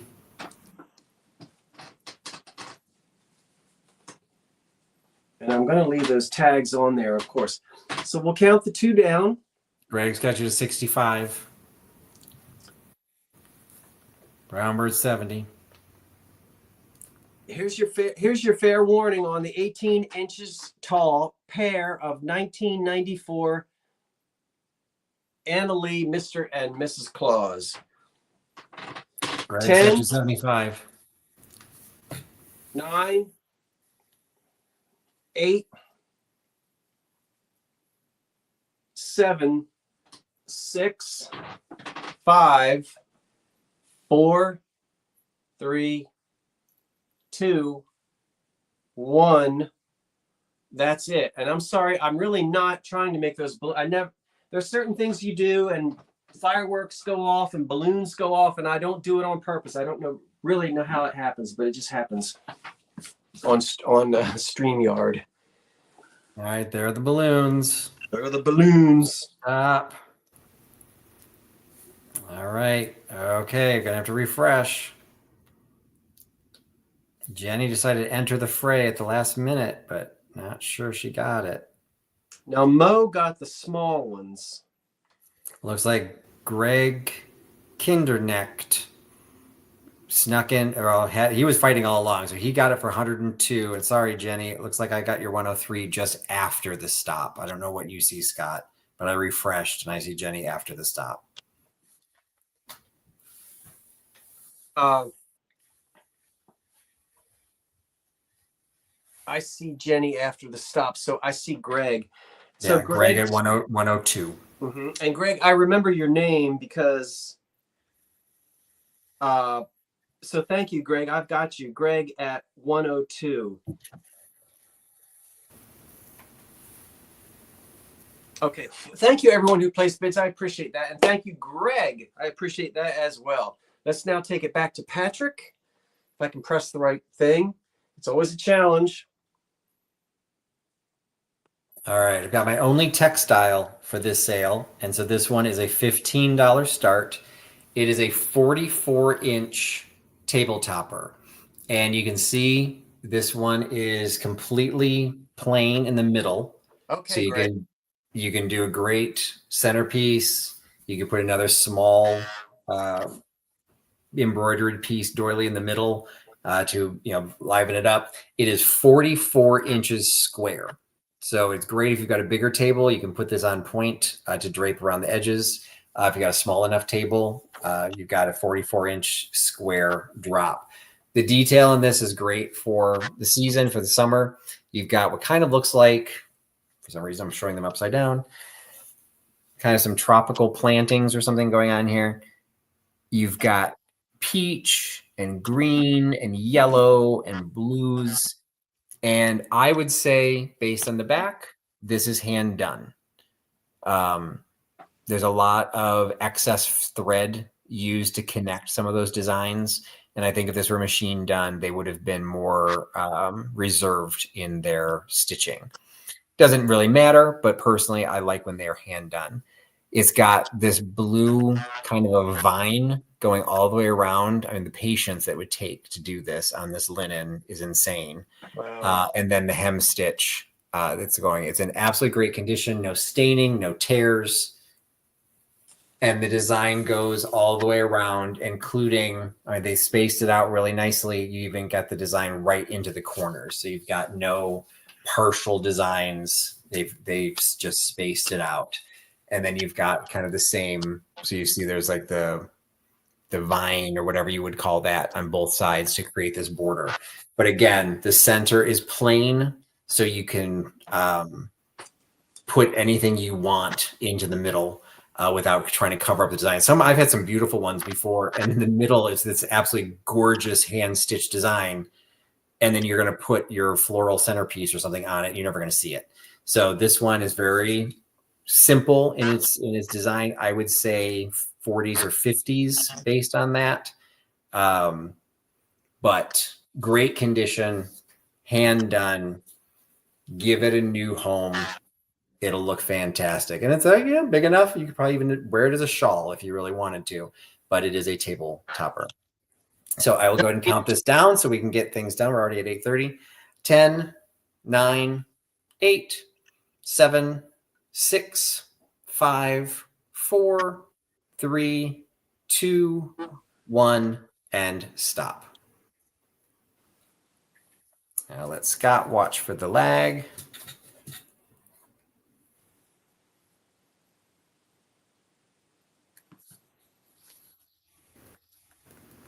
Oh, let me refresh because Lynn. Oh, let's refresh and see what we get. Okay, it is Justine Shields at 25. Lynn, you came in just after the stop. Sorry, Lynn. I know you like my linens, but I know Justine likes them as well, so she will give this a good home. And I will get this off to you, Justine. Thank you. Okay.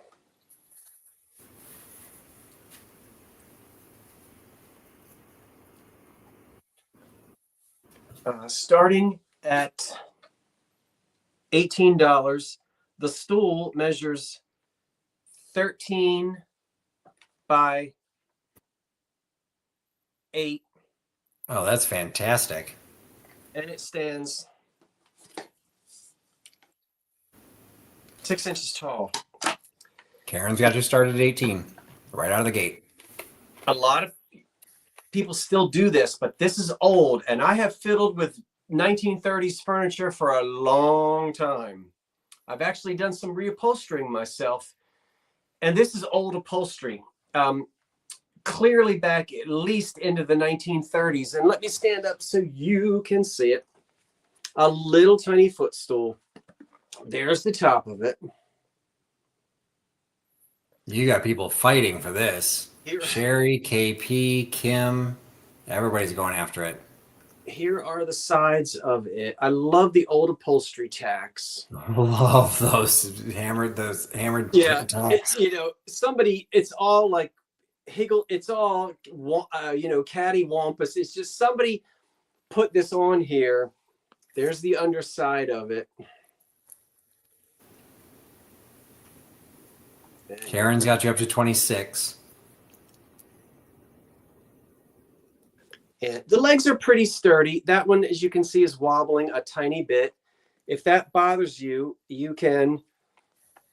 they're only held in with nails, but you can pull those nails out and glue it back in if you want, or just leave it the way it is. It's been that way for a long time. Something that was probably in a 1930s home that sat in front of a little chair, and you just rest your shoes on there. So that's it. Sarah's got you up to 30.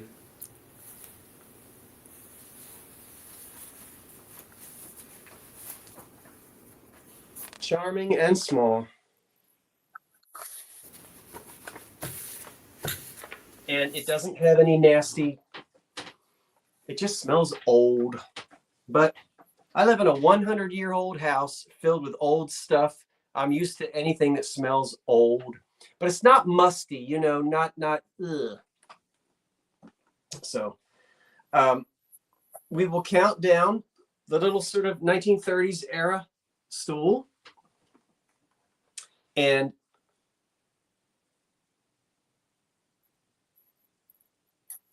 10, 9, 8, 7, 6, 5, 4, 3, 2, 1.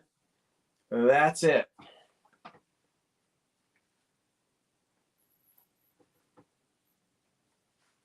It's charming.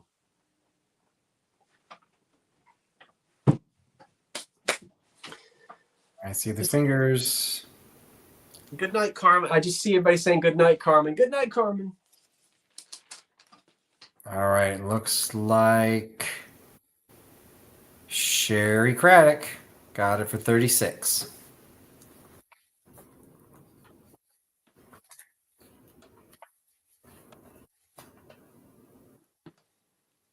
All right. Thank you, Sherry. It's getting harder for me to remember who I know and who I don't know. So I know if I don't have your information, Sherry, you'll send it to me. And I thank you so much.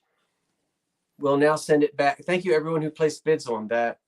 Greg, I just got a notification that you sent me your email, and Thunderbolt, I got a notification that you did as well. So I know I'm connected to you. So thank you so much.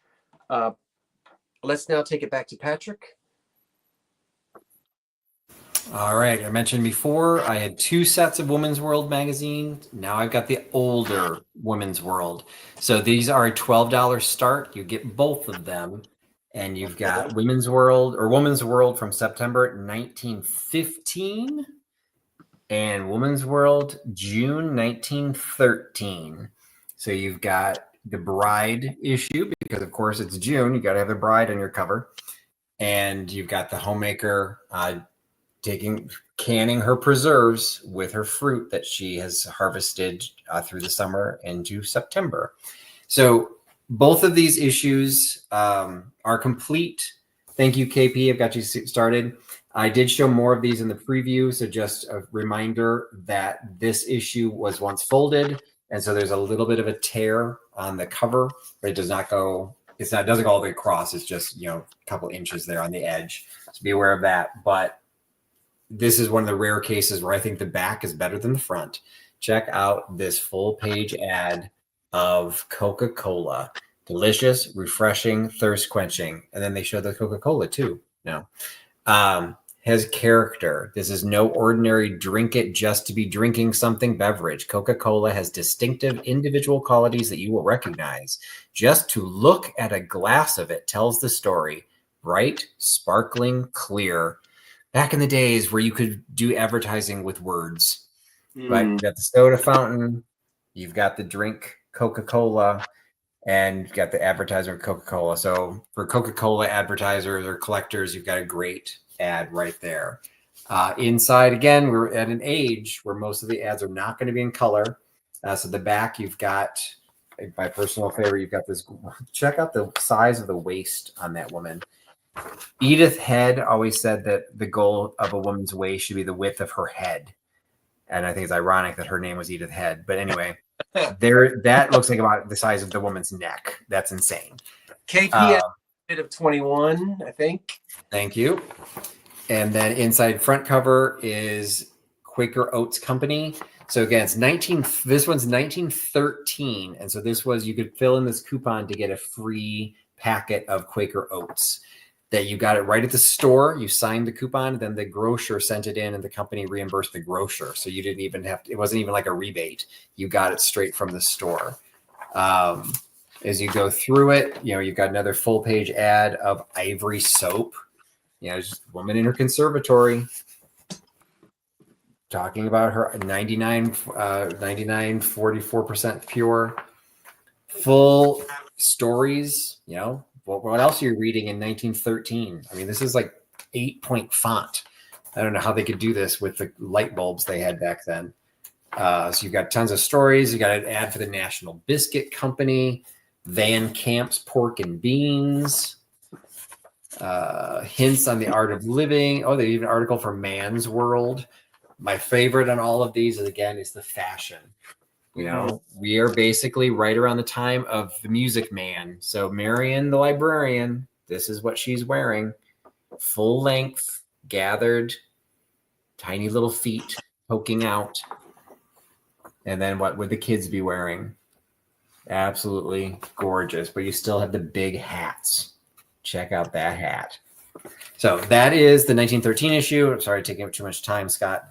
You're not. Keep going. 1915 issue. Are the suffragettes in this? I'll have to do a quick zip through because I want to say actually there was something on suffragettes.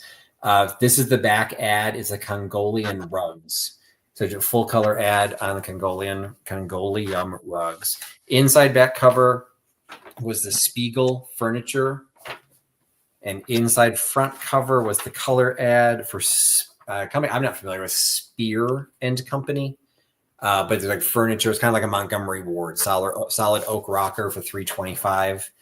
The editorial page, beams and moats. Aunt Susanna Concentrates, a story by Jenny Gerder Walker.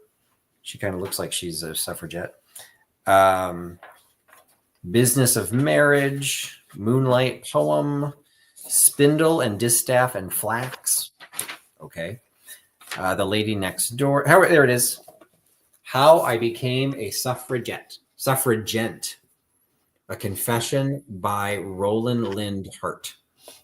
So I knew there was something in here about suffragettes, but it's a suffragette. So I guess it's the men's perspective. But check out that illustration.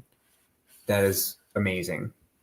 All the fashion, those hats. What bird died to give that hat feather? That thing's huge. So those are the two issues. You get both of them, and I will go ahead and start counting it down. 10, 9, 8, 7, 6, 5, 4, 3, 2, 1, and 0. And I will let Scott watch for the lag. Okay.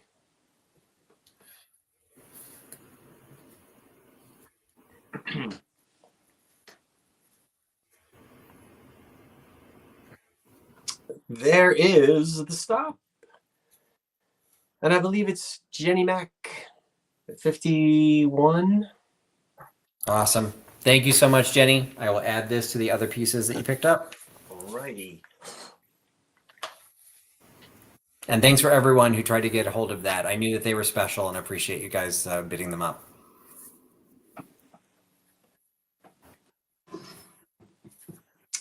Now, I don't know if we have anyone here who loves 1930s chrome.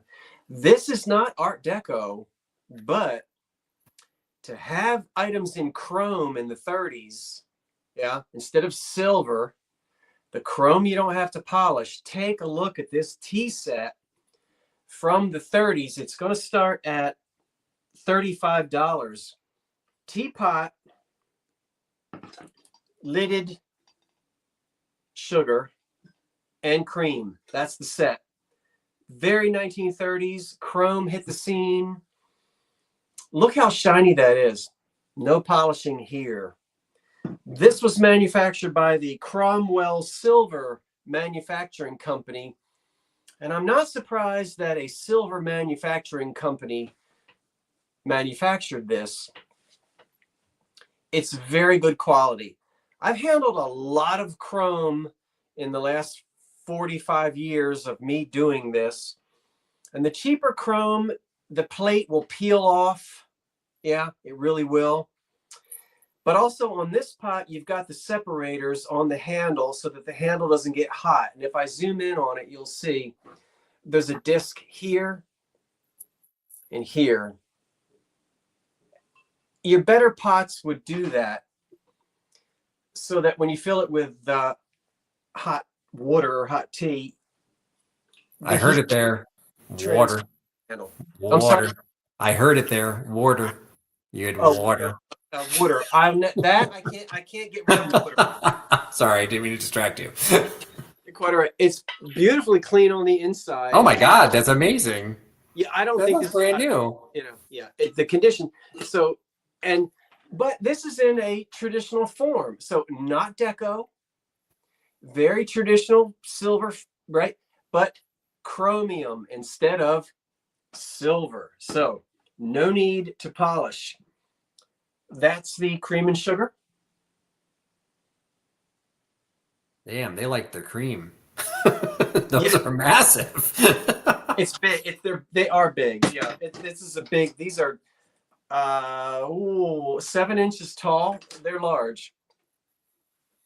I don't see any interest in the chrome coffee pot, cream and sugar, or teapot. It's a teapot. And we know it's a teapot because, well, you can put anything in it you want, but we don't have to fuss over which one because at this point, put whatever you want in it. But I don't see any interest, so we're going to put these down. We're going to give it another second. No bids. Going to put them down. Put it over here on the table. And now I'm going to take this back to Patrick. It's 10 of 10. I'm going to give you the floor. You have the, well, I've got one more thing. Patrick, I'll tell you what, let me sell these quickly and then you have the floor for as long as you want. Does that work? Sure. I mean, I don't think we've only done 9 or 10 items. I mean, if you've got more. Sherry did put in a bid of 35. I see that. Had you already put pass on that? It did come in after the pass, yes. Well, I'll tell you what we'll do. Since it is the end of the show, we'll go ahead and do it. Normally, I would stop and then bring it back. But there is a $35 bid on the chromium 1930s era tea set or coffee set. And the high bid is $35 with Sherry Craddock. If anybody else wants to slip in, slip in. If not, it might be coming to you, Sherry. We will go ahead and count. So is that, you with me on that, Patrick? Yep, I just put in some open bid. So yep, so Okay. 35. So we'll go ahead and count the tea set down. It's not dented or scratched or rusted. This looks about store new. So it's one of those things. I think it was given as a gift and maybe put into the attic. Eugene bumped it up to 40. As you can see, if it had had coffee or tea on the inside, I can tell you right now, it would not look like that. No, that's amazing. I've scrubbed many an old chrome tea set, and woo, boy, they can really be used. Okay, we'll count it down. 10, 9, 8, 7, 6, 5, 4, 3, 2, 1. That's it. And then I will give the floor to Patrick, because the only thing I have left are the Catholic related greetings cards. There's 12 in this box and 12 in this box. If you saw the preview, you already know what those are. I'll bring those back at the end, but that's it. All right, I've just put in the stop. Let me refresh because it looks like Eugene tried to sneak in right at the end.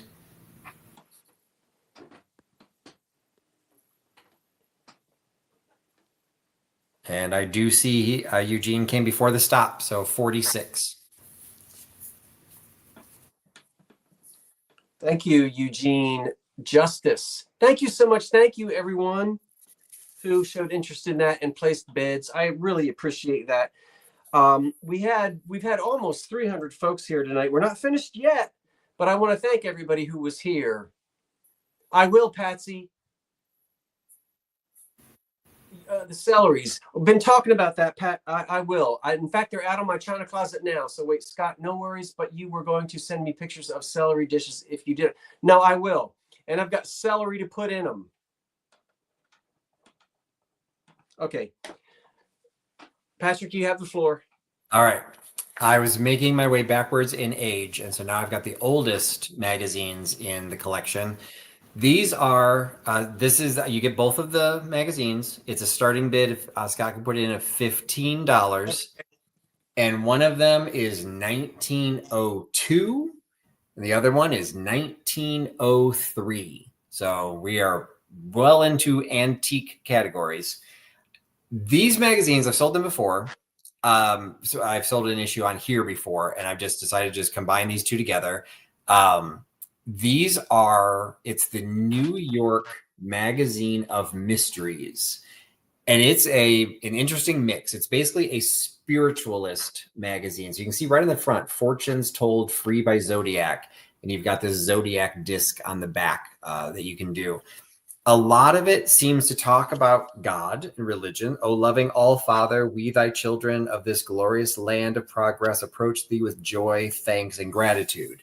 Okay, so it looks like, we've got a Puritan and something sayings of this the blissful prophet. But as you go into it, it also goes into life vibrations, the gifts of healing, thought held by the silent brotherhood, glory to God in the highest, peace on earth, goodwill to men. First message, we cooperate with the unity, society, and thought, the universal brotherhood of ancient mystic adepts. I don't know what that is.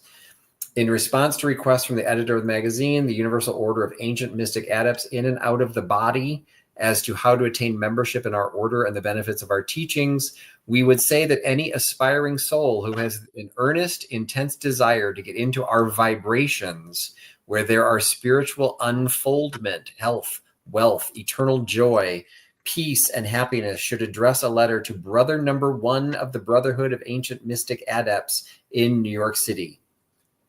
What is this? This is insane. There's all of these. The only thing I can think of is if people study Houdini was really into spiritualism, doing seances. There's an article on Hindu karma yoga.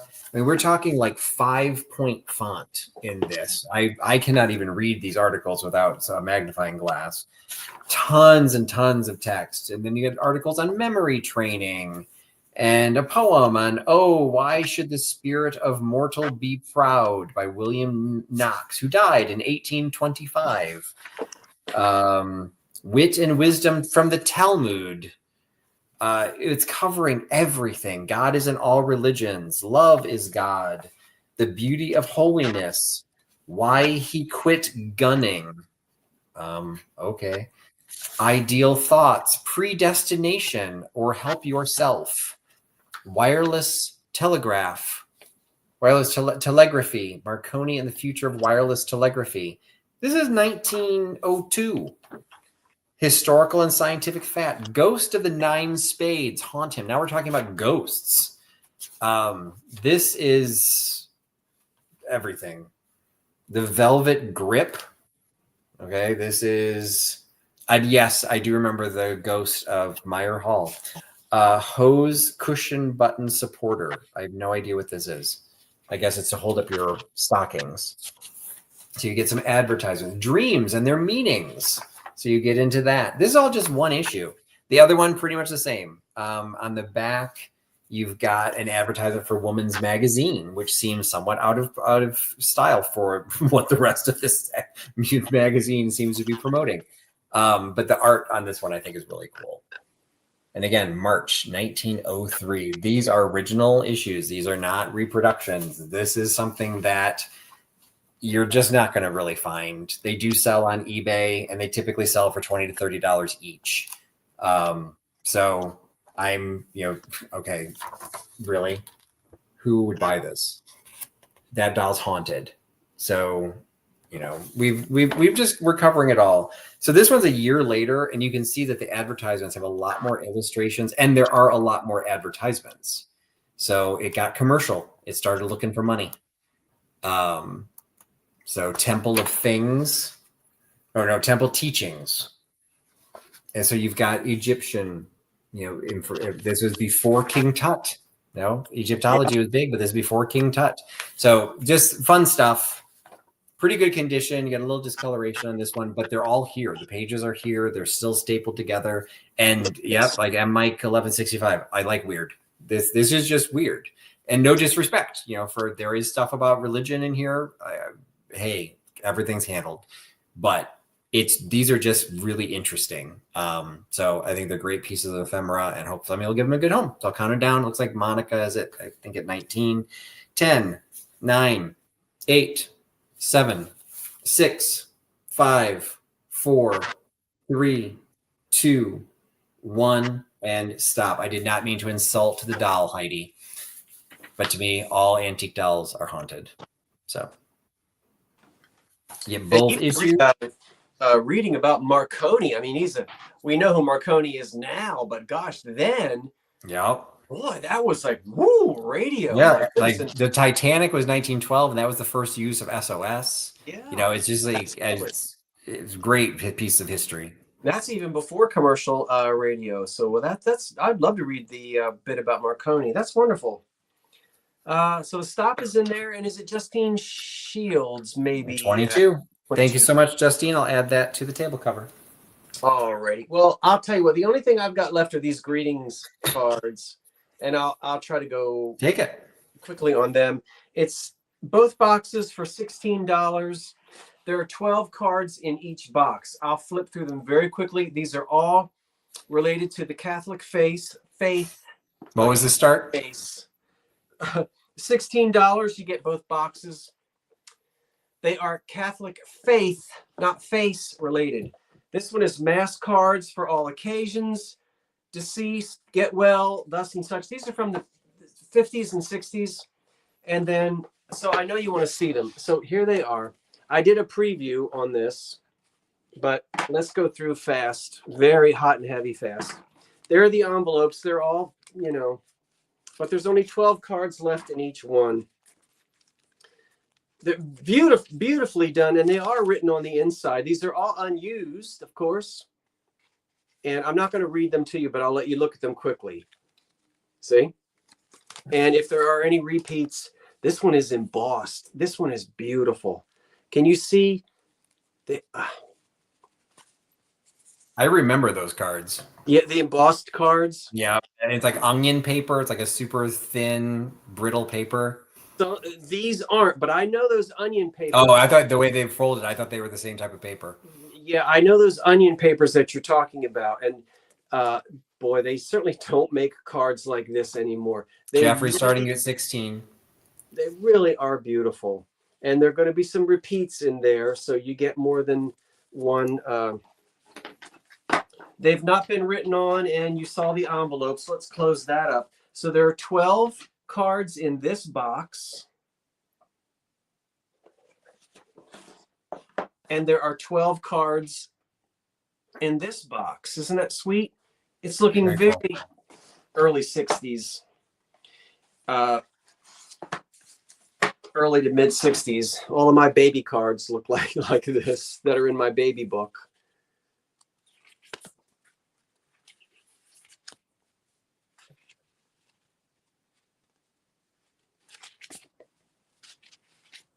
I think these are, we're going to start to see repeats now.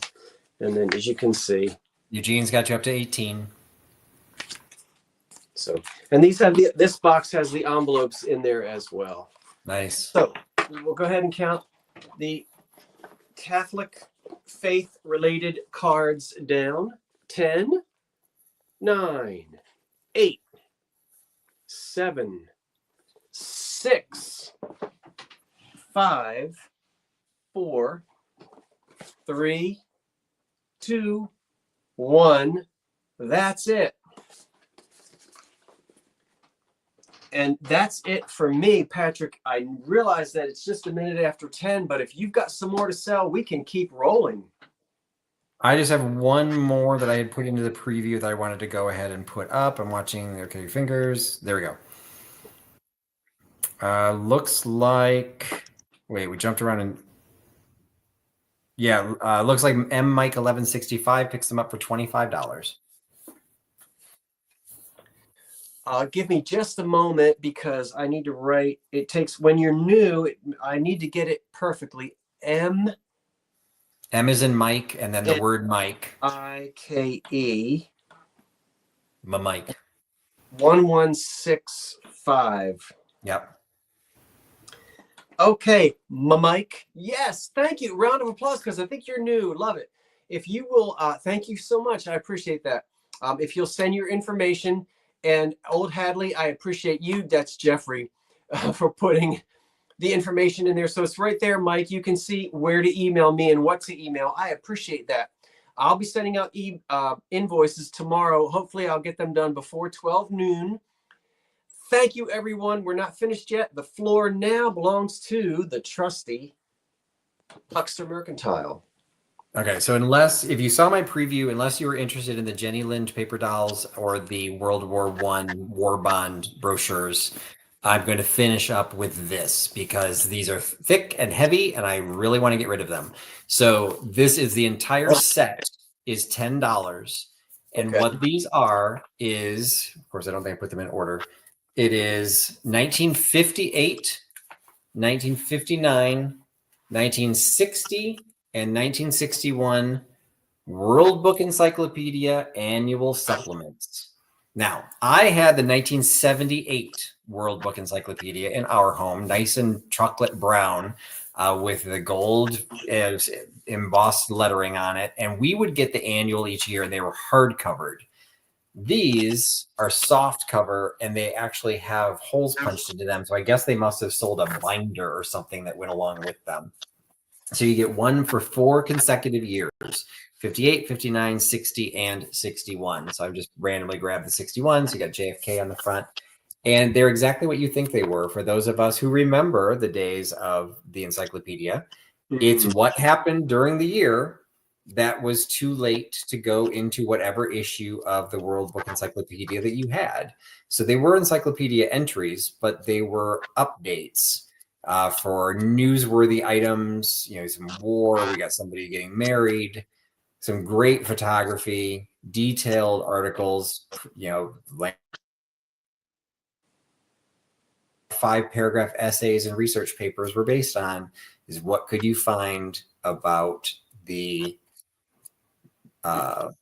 years of whatever you were trying to study. And I never used the supplements because the way they're organized, you couldn't just go and pick up A for aardvark and look at everything for aardvarks, because you wouldn't know if there was an aardvark section in the supplements.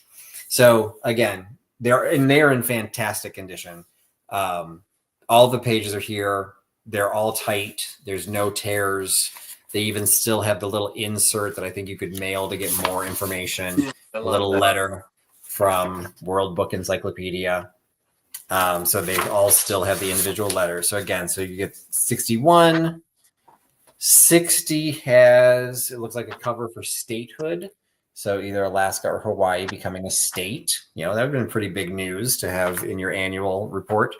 The 1959 supplement, I didn't look this up. I don't know what that 49 flag with the big weather balloons on the top, I don't know what that represents. So that was in there. And then the 1958 has some sort of stargazing going on. So I don't know if that would have been Halley's Comet or some big thing that was going on. There's a quiz, current event, questions.